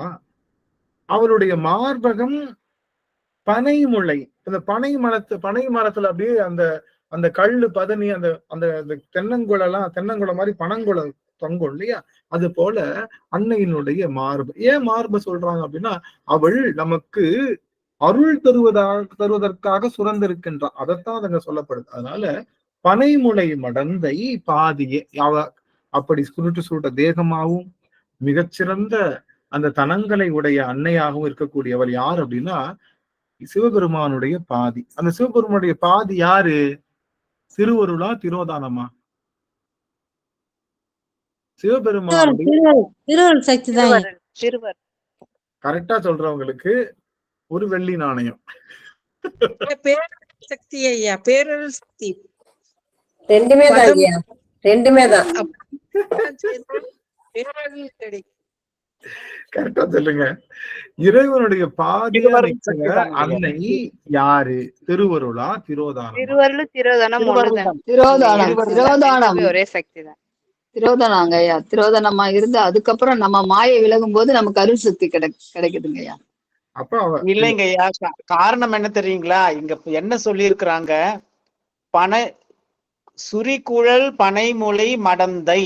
அந்த பனை முளையால் அம்பாளுடைய அந்த ஸ்தனம் எல்லாருக்குமே ஞானப்பால் கொடுக்கக்கூடிய ஸ்தனத்தோட இருக்கிறா. அந்த ஸ்தனமே பெருசா இருக்கிறதுக்கு காரணம் உலக ஜீவராசிகளுக்கு எல்லாமே ஞானத்தை பகிர்ந்து கொடுக்கக்கூடியவர். அவர்கள் பேரருளாதான் இருக்கிறாங்க. பேரருள். அப்ப அது அங்க திருவருள் தான், திரோதானம் இல்ல அந்த இடத்துல. இல்லைங்க, பேரருள் தான். இல்ல கவனிங்க. இறைவனுடைய சரிபாதியா இருக்கக்கூடிய அன்னை அவ திருவருளா திரோதானமான்னு கேட்டா அத வாங்குற ஆன்மாவை பொறுத்து, ஆன்மாவுடைய பக்குவத்தை பொறுத்து. ஆன்மா பக்குவம் நீதாம்மா எல்லாம்னு சொல்லிட்டா அவ திருவருளா இருப்பா. எனக்கு அது வேணும் இது வேணும்னு ஒரு மாயையை பிடித்து பற்றி கொண்டு நின்னா அவன் மறைத்துதான் நிற்பான். புரியுதா? அதான் சொன்னேன், நானும் அதான் சொன்னேன். மாயை விலகும் போது அருள் சக்தி வந்துடும். ஆமா. அப்போ அன்னை பராசக்தி பாதியா நிக்கிற பராசக்தி அவ திருவருளா திரோதானமானா வாங்குற ஆன்மாவுடைய பக்குவம். ஆன்மா அம்மா எனக்கு எதாமா வேணும் இதாமா வேணும்னு எதையோ ஒண்ணு புடிச்சு தொங்கிட்டு இருந்துச்சுன்னா அது என்னது? திரோதானம், மறைப்பு சக்தியாதான் இருப்பான். ஏன்னா யாரு தெரியல, பக்கத்துல இருக்கக்கூடிய சிவபெருமான் தெரியல, அவனுக்கு வேற பொருள் மேலதான் பற்று இருக்கு. அப்ப அவன் மறைச்சிருக்கான்னு அர்த்தம். அந்த ஆன்மாவுக்கு என்ன தெரியுது? எனக்கு சிவன் தான் வேணும், நீதான் வேணும், நீ பாமா பார்த்து ஏதாவது செய்யுமா அப்படின்னு சொல்லிட்டு சொன்னா அவன் என்ன மாறிடுறா? திருவருளாக மாறுகிறது. அப்போ திரோதானமும் திருவருளும் பெறுகின்ற ஆன்மாவை பொறுத்தே அமைகின்றது அப்படிங்கறத ரொம்ப தெளிவா வச்சுக்கோம். அப்போ பாதியனே பரணே, இப்பதான் சிவபெருமான் வர்றார். பரணே பால்கொள் வெண்ணீற்றாய். சிவபெருமான் எப்படி இருக்கான்னா அவன் திருவடி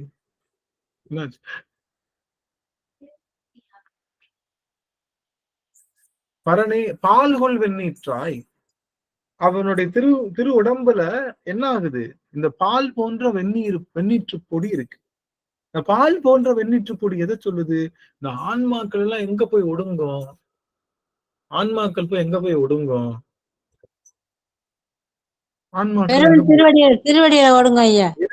இறைவன் மேலதான் ஒடுங்கும். ஏன்னா இறைவனா அறிவு பொருள், ஆன்மா அறிவு பொருள், அங்கதான் போய் ஒடுங்கும். அப்படி ஒடுங்குற ஆன்மா திரும்பியும் பிறக்குது. அங்கேயே இருந்துக்கலாம்ல. அங்க போறதுக்கு தான் கஷ்டப்படுறோம் இல்ல? இறைவன் திருமேடிக்கு மேல போறதுக்கு தான் கஷ்டப்படுறோம். திரும்ப ஏன் வருது? திருப்பி நினைச்சாங்க ஆணவ ஏற்பட்டு பின்ன கீழே வருது வேண்டியதுதான். நல்லா கவனிச்சுக்கோங்க. ஒரு நிமிஷம் எல்லாரும் ஆன் பண்ணிக்கலாம். எல்லாம் ஆன் பண்ணிக்கலாம். ஒரு நிமிஷம் நிறைவு செய்யப்போம். நான் பால்கொள் வெண்ணீற்றாய்க்கு தான் போகுது. பால்கொள் வெண்ணீற்று அப்படிங்கிறது வெந்நீர். இந்த பால்கொள் வெந்நீர் அப்படிங்கிற வெந்நீற்று துகள் அப்படின்றது எல்லா ஆன்மாக்களும் இறைவன் மேல இருக்கிறது பேர் தான் அது வெந்நீற்று துகள் மாதிரி தெரியுது. இறைவன் எங்க போய் பூச போறான்? அவன் எல்லா ஆன்மாவும் இறைவன் மேல போய் எல்லா போக்கோட இது பஞ்சபூதத்தை விட்டுருச்சுன்னா எங்கதான் வரும்? ஆன்மா பஞ்சபூதத்தை விட்டுட்டா எங்கதான் திரும்ப வந்து சேரும்? இவன்கிட்ட தான் வந்து ஒட்டி ஆகணும். இவன் தான் அறிவு பொருள். அதனால இவன் மேலதான் என்ன ஆகும்? ஆன்மா படியும். இவன் மேலதான் படியும். ஆனா படிஞ்ச ஆன்மா திரும்ப இவன் பிறக்குது. இவன்கிட்ட போய் சேர்றதுக்கு தானே இவ்வளவு கஷ்டப்படுறான் இல்ல? ஆமாவா இல்லையா?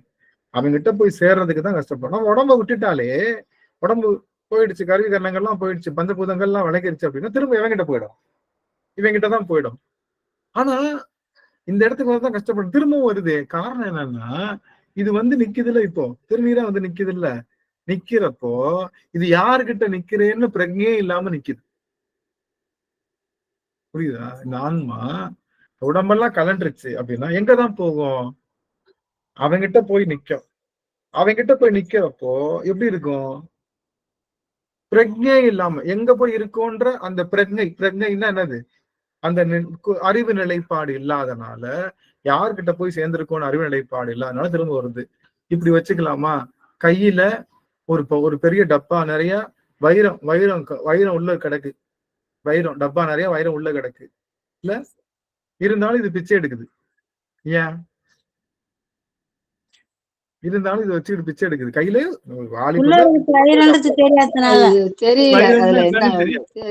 அதுக்கு வைரம்னா என்னன்னு தெரியாது, வைரத்தினுடைய தன்மை புரியாது. ஒரே ஒரு வைரத்தை வித்தா போதும்.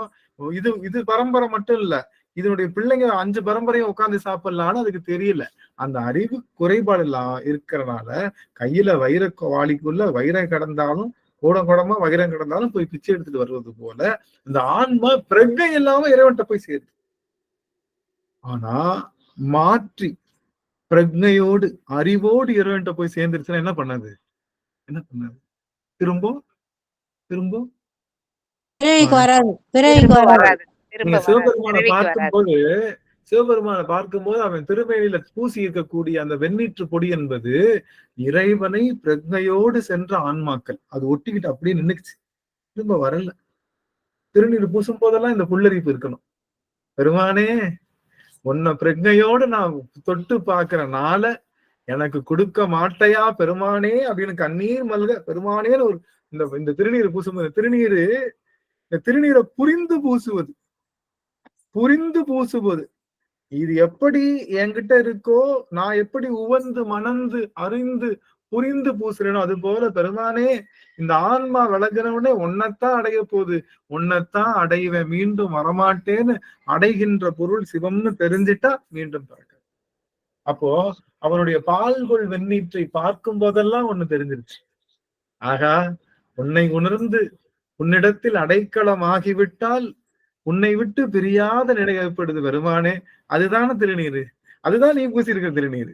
அதுதான் அவன் சுடலை பொடி பூசி அவன் அதைத்தான் வச்சிருக்கான். ஆக அப்பேற்பட்ட ஆற்றலுடைய, அதனாலதான் திருநீற்ற பூசினாலே நமக்கு என்ன?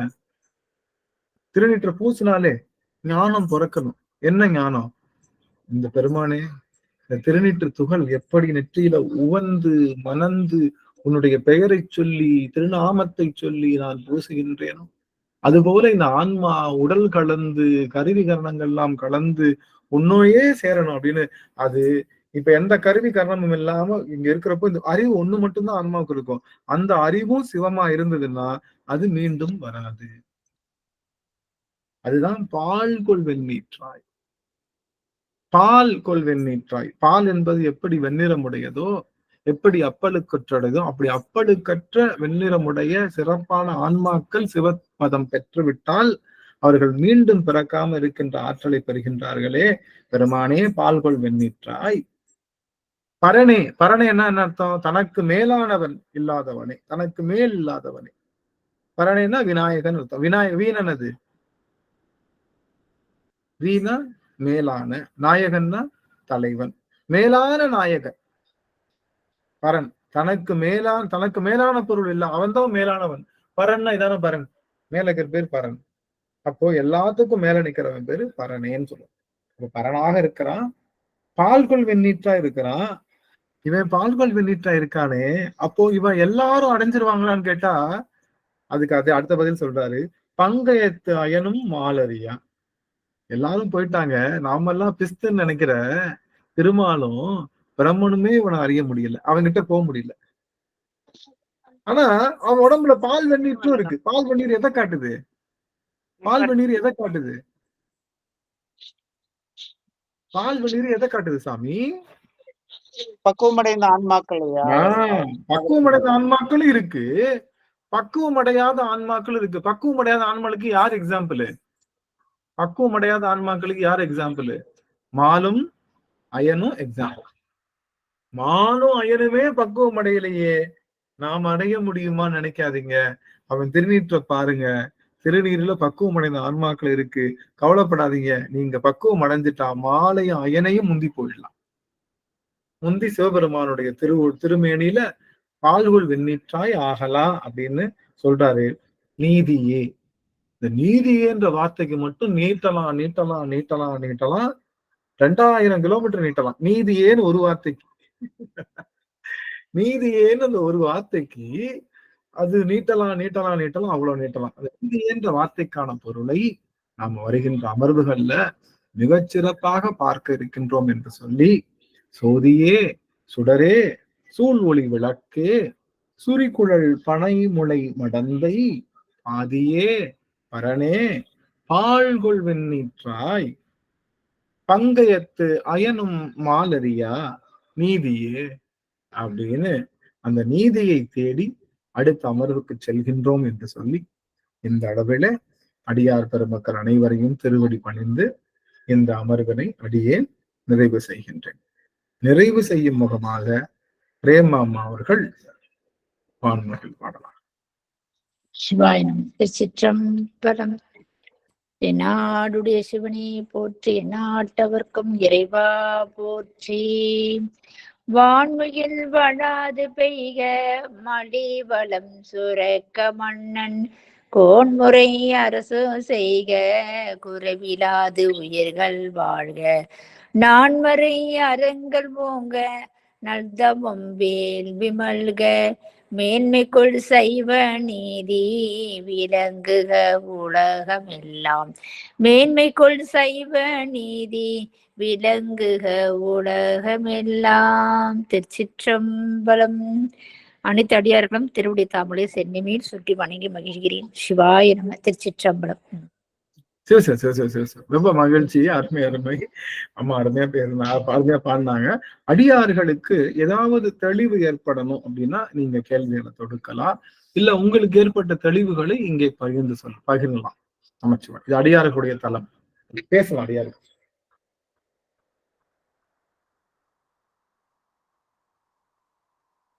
2 நிமிஷத்தை முடிச்சிருவோம். அதனால அடியார்கள் யாரும் போயிட வேணாம், அடியார்கள் பேசலாம். சிவசு ஐயா நடராஜ் ஐயா பேசுங்களா ஐயா?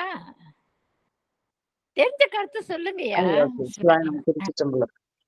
நீங்க சொன்னதுல ரொம்ப எனக்கு பிடிச்சது முதல்ல பேசும்போது இந்த அழகில் சோதியன் அம்பலத்தாடுன்னு சொன்னீங்க இல்லைங்களா, அது ரொம்ப மனசு தொட்டதுங்கய்யா. அழகில் சோதியன் அம்பலத்தாடுவன் அப்படின்னு சொல்லி, அதாவது எல்லையே இல்லாத கருணை, அந்த கருணை வெள்ளத்தை எங்களை வாரத்துக்கு 2 தடவை முக்கி எடுக்கிறீங்க. சிவாய நம்ம. திருச்சிற்றம்பலம். மகிழ்ச்சிங்க சாமி. எடுத்தா கூட நம்மள கரை சேர்த்துருவோம். கரை சேர்த்துறதுக்கு தான் ஐயா வந்திருக்காரு. அதான் நீச்சல் தெரியாத சாமி புடிச்சு தள்ளி விடுவாராம், அந்த கடல்ல தள்ளி விடுவாராம். ஏன் ஐயா அவர் கேட்டாரு, குருநாதர் பெரிய குருநாதர் கேட்டாரு, ஏன் கடல்ல பாதுகாப்பு முக்கியமா கடல்ல தள்ளுறது முக்கியமா என்ன உங்களுக்கு அப்படின்னு கேட்டாரு. பாதுகாப்பு, ஆனா ஒரு பொக்கிஷம் இருக்கு இல்லையா கடல்ல, ஏதோ ஒரு பொக்கிஷம் கிடைக்குமே, அதுதான் நமக்கு முக்கியம் அப்படின்னு நினைச்சுட்டு. ஆனா பதில் போட்டு, ஆனாலும் அதுக்கு விளக்கம் அருமையா சொன்னாரு. ஏன்னா பிடிச்சு இந்த ஓட்டுருவன் நம்மள தள்ளி விடுவானா நீச்சல் பழகிறதுக்கு போய் வருவோம். முதல் நாள் முக்கிய எடுப்போம், 2 நாள் முக்கிய எடுப்போம், அப்புறம் 3வது நமக்கு நல்லா பழக நம்மளுக்கு காப்பாத்திக்கிற மாதிரி அந்த திறமை வந்துடும். அப்படின்னா உள்ள கீழே போய் முத்தி எடுத்துட்டு வருவான். சிப்பிக்குள்ள ஒரு சிப்பி இருந்து முத்தி எடுத்தா கொடுப்பான். அந்த மாதிரி ஒவ்வொரு நாளும் ஒரு முத்தி எடுக்குள்ள அவனுக்கு ஒரு ஆரமாவே செஞ்சு கொடுத்துறாங்க. ஏன்னா அவ்வளவு ஒரு பொக்கிஷம் அந்த கடலுக்கு அடியில இருக்கு. அந்த மாதிரி நம்மளெல்லாம் என்ன பண்ணுது, அப்பப்ப தள்ளி விட்டா கூட நம்ம போய் கீழே போய் முக்கி ஏஞ்சா கூட நம்ம திருவடி பேராடுறது நிச்சயம் அப்படின்னால ஐயா அந்த வழியே இட்டுட்டு போறாரு. ஆனா நாம தான் அது பிடிச்சுக்கணும், சிக்கனை பிடிக்கணும்ன்ற மாதிரி நம்ம அடியார்கள்லாம் அதனுடைய நடந்து நம்ம அது வழியா மாறணும், அது வழியா நான் கடைப்பிடிக்கணும் அப்படின்ற கருத்து தாங்க எல்லாமே சொல்றது. எல்லாமே சிறப்புங்க. சிவாய நம. நன்றிங்க சாமி. அதாவது புதன்கிழமை வெள்ளிக்கிழமை வந்துட்டாலே மெசேஜ் பாக்குறதுக்கு புதன்கிழமையும் வெள்ளிக்கிழமையும் தவறவே மாட்டோம். உங்க இந்த அமர்வு நேரம் போட்டாச்சா அப்படின்னு சொல்லிட்டு தேடிக்கிட்டே இருப்பேன். என்னடா ஒரு மெசேஜையும் காணும் அப்படின்ட்டு ஓடி வந்துருவாங்க. ஆக்சுவலா இன்னைக்கு 7:30 மணிக்கு கடை சாத்திட்டு வீட்டுக்கு வந்தாச்சுங்க. எனக்கு நடுவுல வேற ஏதாச்சும் டிராபேக் இருந்தாலும் சீக்கிரம் வீட்டுக்கு வந்துடணும், அதையும் தாண்டி அப்படின்னு சீக்கிரம் ஓடி வந்துருவாங்க. மகிழ்ச்சி. இந்த அன்புதான் எந்த ஒரு நிலையிலையும் நம்ம அடியார்களுக்கு இந்த செய்தியை கொண்டு போய் சேர்த்துடணும்னு உங்களுடைய அன்புதான் அடியன் இங்க கொண்டு வருது. அந்த வகையில் அடியன் பெரும் பேர் பெற்றிருக்கேன் சுவாமி. பேசலாம். சரஸ்வதி குருசாமி அம்மா அவர்கள் பேசலாம் சுவாமி. அம்மா சாருமதி அம்மா சொல்லுங்க சுவாமி. திருவடி வணங்குறேன். அம்மா பேச. சரஸ்வதி அம்மா பேச. அம்மா குருசாமி சரஸ்வதி. விட்டால் வீடு பெற்றால் பேரு, வீடு பேரு விடனா எல்லாம் இது பண்ணணும்னு சொல்றது அது ரொம்ப நல்லா இருந்ததுயா. அந்த வார்த்தை எனக்கு பிடிச்சிருந்தது. மாய சக்திகளை விடணும், சிவபேரை பெறணும்னா எல்லாத்தையும் விடணும் அப்படின்னு சொன்னது அந்த இது நல்லா இருந்தது. இறைவனை தஞ்சம் புகுந்தாதான் நம்ம இதெல்லாம் விடணும் அப்படிங்கிறது கொஞ்சம் புரிஞ்சுதுயா. நன்றிங்க சுவாமி. சாருமதி அம்மா. ஐயா திருவடி எனக்கு ஐயா. அனைத்து அடியாருக்கும் திருவடி எனக்கு ஐயா. இப்போ முன்னெல்லாம் தெரியாதுங்க ஐயா எனக்கு. விபூதி பூசணவங்களை எல்லாம் பார்த்துட்டு அதெல்லாம் ஒரு உணர்வே வராதுங்க ஐயா. சும்மா அப்படியே கடந்துதான் போயிருக்கோம். நிறைய டைம் அப்படிதான் போயிருக்கோம். இப்போ ஒரு குழந்தை கூட விபூதி பூசினா அதோட அழகையும் நீங்க சொன்னதுதாங்க ஐயா ஞாபகம் வருது. அதை வந்து நான் போயிட்டு திரும்பி பார்த்துட்டு தான் போவேன். அதை திரும்ப இப்போ யாருன்னாலும் சின்னவங்கல இருந்து பெரியவங்க வரைக்கும் அது விபூதி பூசி அந்த பட்டைய பார்த்தாலே என்னமோ பண்ணுது உடம்புக்குள்ள. அது என்ன சொல்ல தெரியல. அப்படி ஒரு உணர்வு. ஆனா அதுக்கு இன்னைக்கு ஒரு அர்த்தம் சொன்னீங்க ஐயா. அதுலதான் எல்லாருமே நம்ம போய் ஒடுங்க போறோம் அப்படின்னு சொல்லி அது ரொம்ப நல்லா இருந்ததுங்க ஐயா. அது இல்ல சாருமதி அம்மா, அவங்கள பார்த்துட்டு நம்மளுக்கு வணங்க தோணும். அந்த ருத்ராட்சம் விபூதி போட்டதுமே அவங்களுக்கு ஒரு மாற்றம்னு சொன்னீங்க. உடனே அவங்கள பார்த்து கையெடுத்து நம்மள மீறி தானா வந்துரும். அவங்கள பார்த்து ஒரு அடியார் அப்படின்ட்டு தானா வணங்குதல் இருக்குங்கம்மா, வணங்குதல் இருக்கு. ஆனா அந்த விபூதி வந்து நான் முன்னெல்லாம் அந்த சிவபெருமானோட அந்த இது அப்படின்னு சொல்லி அந்த மாதிரி ஒரு பக்தியாவோ அந்த மாதிரி ஒரு இதாவோ நான் பார்த்ததே இல்லை. விபூதி பூசியிருக்காங்க கடந்து போறாங்க அப்படின்னு தான் நினைச்சிருக்கோம். ஆனா அந்த ஒரு உணர்வு வந்து இப்பதான் வருதுன்னு சொல்றாங்க.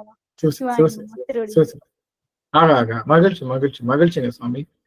ரொம்ப சந்தோஷமா இருக்கு. சுசிலா அம்மா ஒரே ஒரு வார்த்தை அதோட நிறைவு செய்யலாம் சுவாமி. சிவாய நம.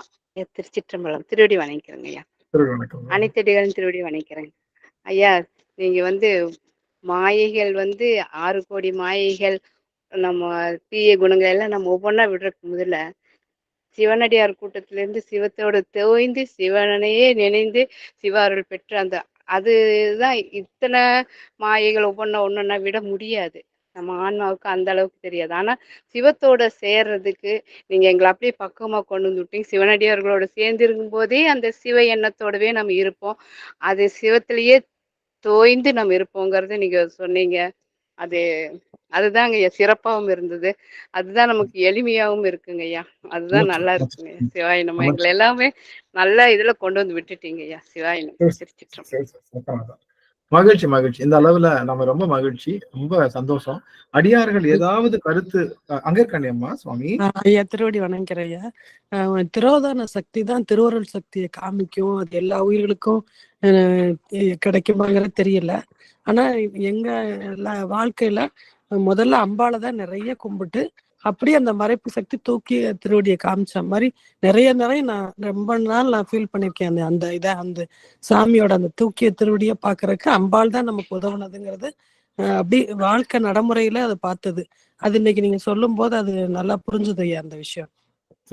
அவர்கிட்ட போய் சேரணும்னா எல்லா மாயையும் விடணுங்கிறீங்க. ஆனா அவரை மட்டுமே நினைச்சுக்கிட்டு இருந்தா மாயை பூரா போயிருங்கிறது. போன வாரம் கிளாஸ்க்கு வர முடியல. அதுக்கப்புறம் நான் அம்மா சொன்னதை கேட்டுக்கிட்டேன் வகுப்போடாது. அந்த மாதிரி ஐயா சொன்ன மாதிரி அந்த கிளாஸை மிஸ் பண்ணிட்டோம்னா அது கொஞ்சம் வருத்தமா தான் இருக்கு. நம்ம இப்ப இன்னைக்கு பண்ணாம விட்டுட்டோமே, பார்க்காம போய் நம்ம கலந்துக்கலையேங்கிற வருத்தம் உள்ள இருக்கு ஐயா எப்பவுமே. மகிழ்ச்சி. அது எல்லாமே யூடியூப்ல வந்து சாமி வந்து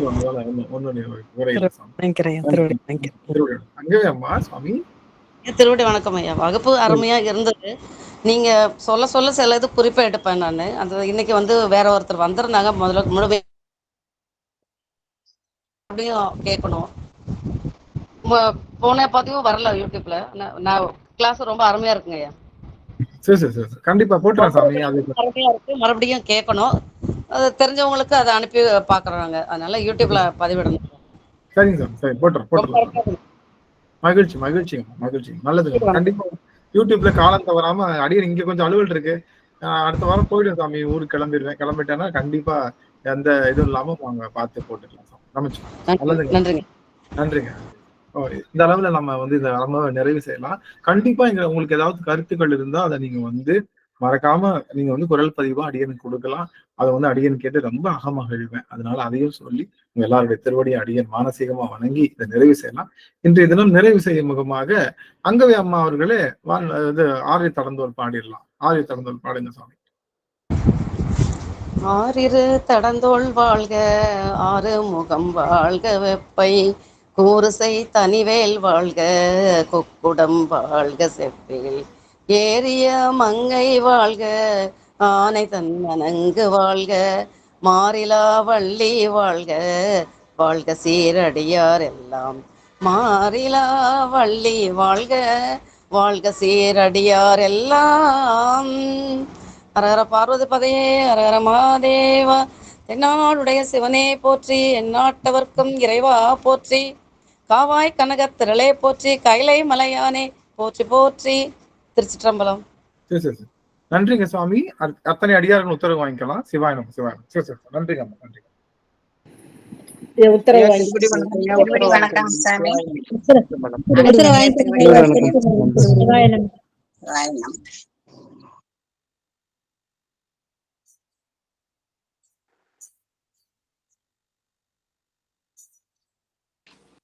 திருவடி வணக்கிறேன்.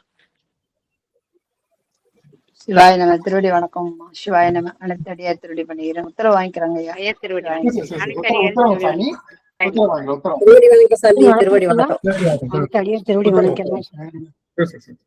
நன்றி நன்றிங்க அம்மா. சரி ஜெகதீஸ்வரி அம்மா, பொன்முடி அம்மா அவர்கள், சுசிலா அம்மா, புஷ்பா அம்மா, விஜய் அம்மா அம்மா அவர்கள், சாந்தி அம்மா அவர்கள் எல்லாருடைய திருவடியும் அடியன் மானசீகமா வணங்குறேன். ரொம்ப மகிழ்ச்சி. அடியன் வந்து வருகின்ற வெள்ளிக்கிழமை கிளம்புறேன் சுவாமி திரும்ப. அதனால அடியார்களை பார்க்க முடியாம போனதுக்கான காரணம் இது ஒண்ணுதான். இப்படி இருக்காங்க. இது மற்ற அடியார்களுக்கு ஏற்புடையதா இருந்தாலும் அந்த 30 நாள் இல்லாம யாரு வீட்டுக்கும் போகவும் முடியல. 30 நாளைக்குள்ள என்னுடைய லீவுமே முடிஞ்சிருச்சு. அதனால அது ஒரு காரணம். அது இந்த வட்டம் நான் கண்டிப்பா வராம போறதுக்கான ரீசன் ஒண்ணு மட்டும்தான். இது அடியார்கள் எந்த சூழல்னாலும் நான் வந்திருப்பேன். அப்படி இருந்தும் அடியார்கள் ஒன்றும் பிரச்சனை இல்லை வாங்கன்னாங்க. சில பேருக்கு அது ஒத்துக்கலாம், சில பேருக்கு ஒத்துக்காம போயிடுச்சுன்னா இதனால ஏதாவது ஒன்று ஆயிடுச்சு அப்படின்ற பேர் வந்துட வேணாம் அப்படின்ற ஒரே ஒரு காரணம் தான் சாமி. அவங்க எல்லாரையும் நான் பார்க்க முடியாம போறதுக்கு அது ஒண்ணுதான் காரணம். எல்லாருடைய அந்த திருவடியும் அடியன் மனசுலையும் திருவடி மேலையும் எப்பயுமே பொறித்து வைத்துக் கொண்டிருப்பேன். அது என்றும் அகல அப்படியே மனதிலே இருக்கும் அடியன். அதனால பொறுத்தரல வேண்டும் ஒரு முறை மட்டும். அதுக்காக தான் என்ன பண்றது, வந்துட்டா முதல்ல வந்தோடனே அதான் சொன்ன பேசாம பேக்க வச்சுட்டு அடியார்களை பார்த்துட்டு வீட்டுக்கு வந்துட வேண்டியதான். பேசாம அடுத்த தடவை இறங்கி நேரம் கோயம்புத்தூர் விடுவா வண்டியை சொல்லி கோயம்புத்தூர்ல அடியார்கள் எங்க அடியார்களை பார்த்துட்டு அதுக்கப்புறம் 2-3 நாள் இருந்துட்டு வீட்டுக்கு வந்துட்டோம்னா அதுக்கப்புறம் திரும்ப இது முடியல. அது வேற விஷயம். எப்படி வீட்டுக்கு வந்துதான் ஆகணும். ஆனா நம்ம மிஸ் பண்ணிட்டோமேன்னு சொல்லி ஒரு சின்ன வருத்தம் இருக்கு. அதனால அடியாரை பொறுத்தரணும் கண்டிப்பா நம்ம அடுத்த முறை பார்க்கலாம் சுவாமி. இந்த ஒரு காரணம் தான், வீட்டுல ஒரு இந்த நிகழ்வு நிகழ்ந்த காரணத்தினாலதான் அடியன் வர்றதுக்கு கொஞ்சம் தயங்கினேன். இல்லாட்டினா நான் வந்து கண்டிப்பா அவங்க எல்லாரையும் பார்க்காம போயிருக்கவே மாட்டேன். அதனால அடியனை இந்த ஒரு முறை மட்டும் வாரம் எங்கள் இல்லங்கள்ல 2 நாள் வரீங்க ஐயா. நீங்க கண்டிப்பா நீங்க உங்க குரல் ஒழிச்சிட்டு இருக்குங்க ஐயா. அதனால அந்த இதுவே எங்களுக்கு பெரிய பாக்கியங்கய்யா. அமைச்சர் அடியன் செய்த தவம் சாமி. எனக்கு நேரடியா அவங்க எல்லாரும் திருவடியும் பற்றணும்னு நினைச்சேன். எல்லாரையும் ஒரு தடவை பார்த்து வந்துடும் நினைச்சேன், கொஞ்சம் முடியல. அதனால இந்த ஒரு முறை அடியனை பொறுத்தவர்களுக்கு ரெக்கார்டிங் போயிட்டு இருக்கு. சரி அதனால இந்த ஒரு முறை மட்டும் அடியனை பொறுத்தவர்களுக்கு அத்தனை அடியார்களுடைய திருவடியும் போற்றி பணிகின்றேன். அமைச்சர்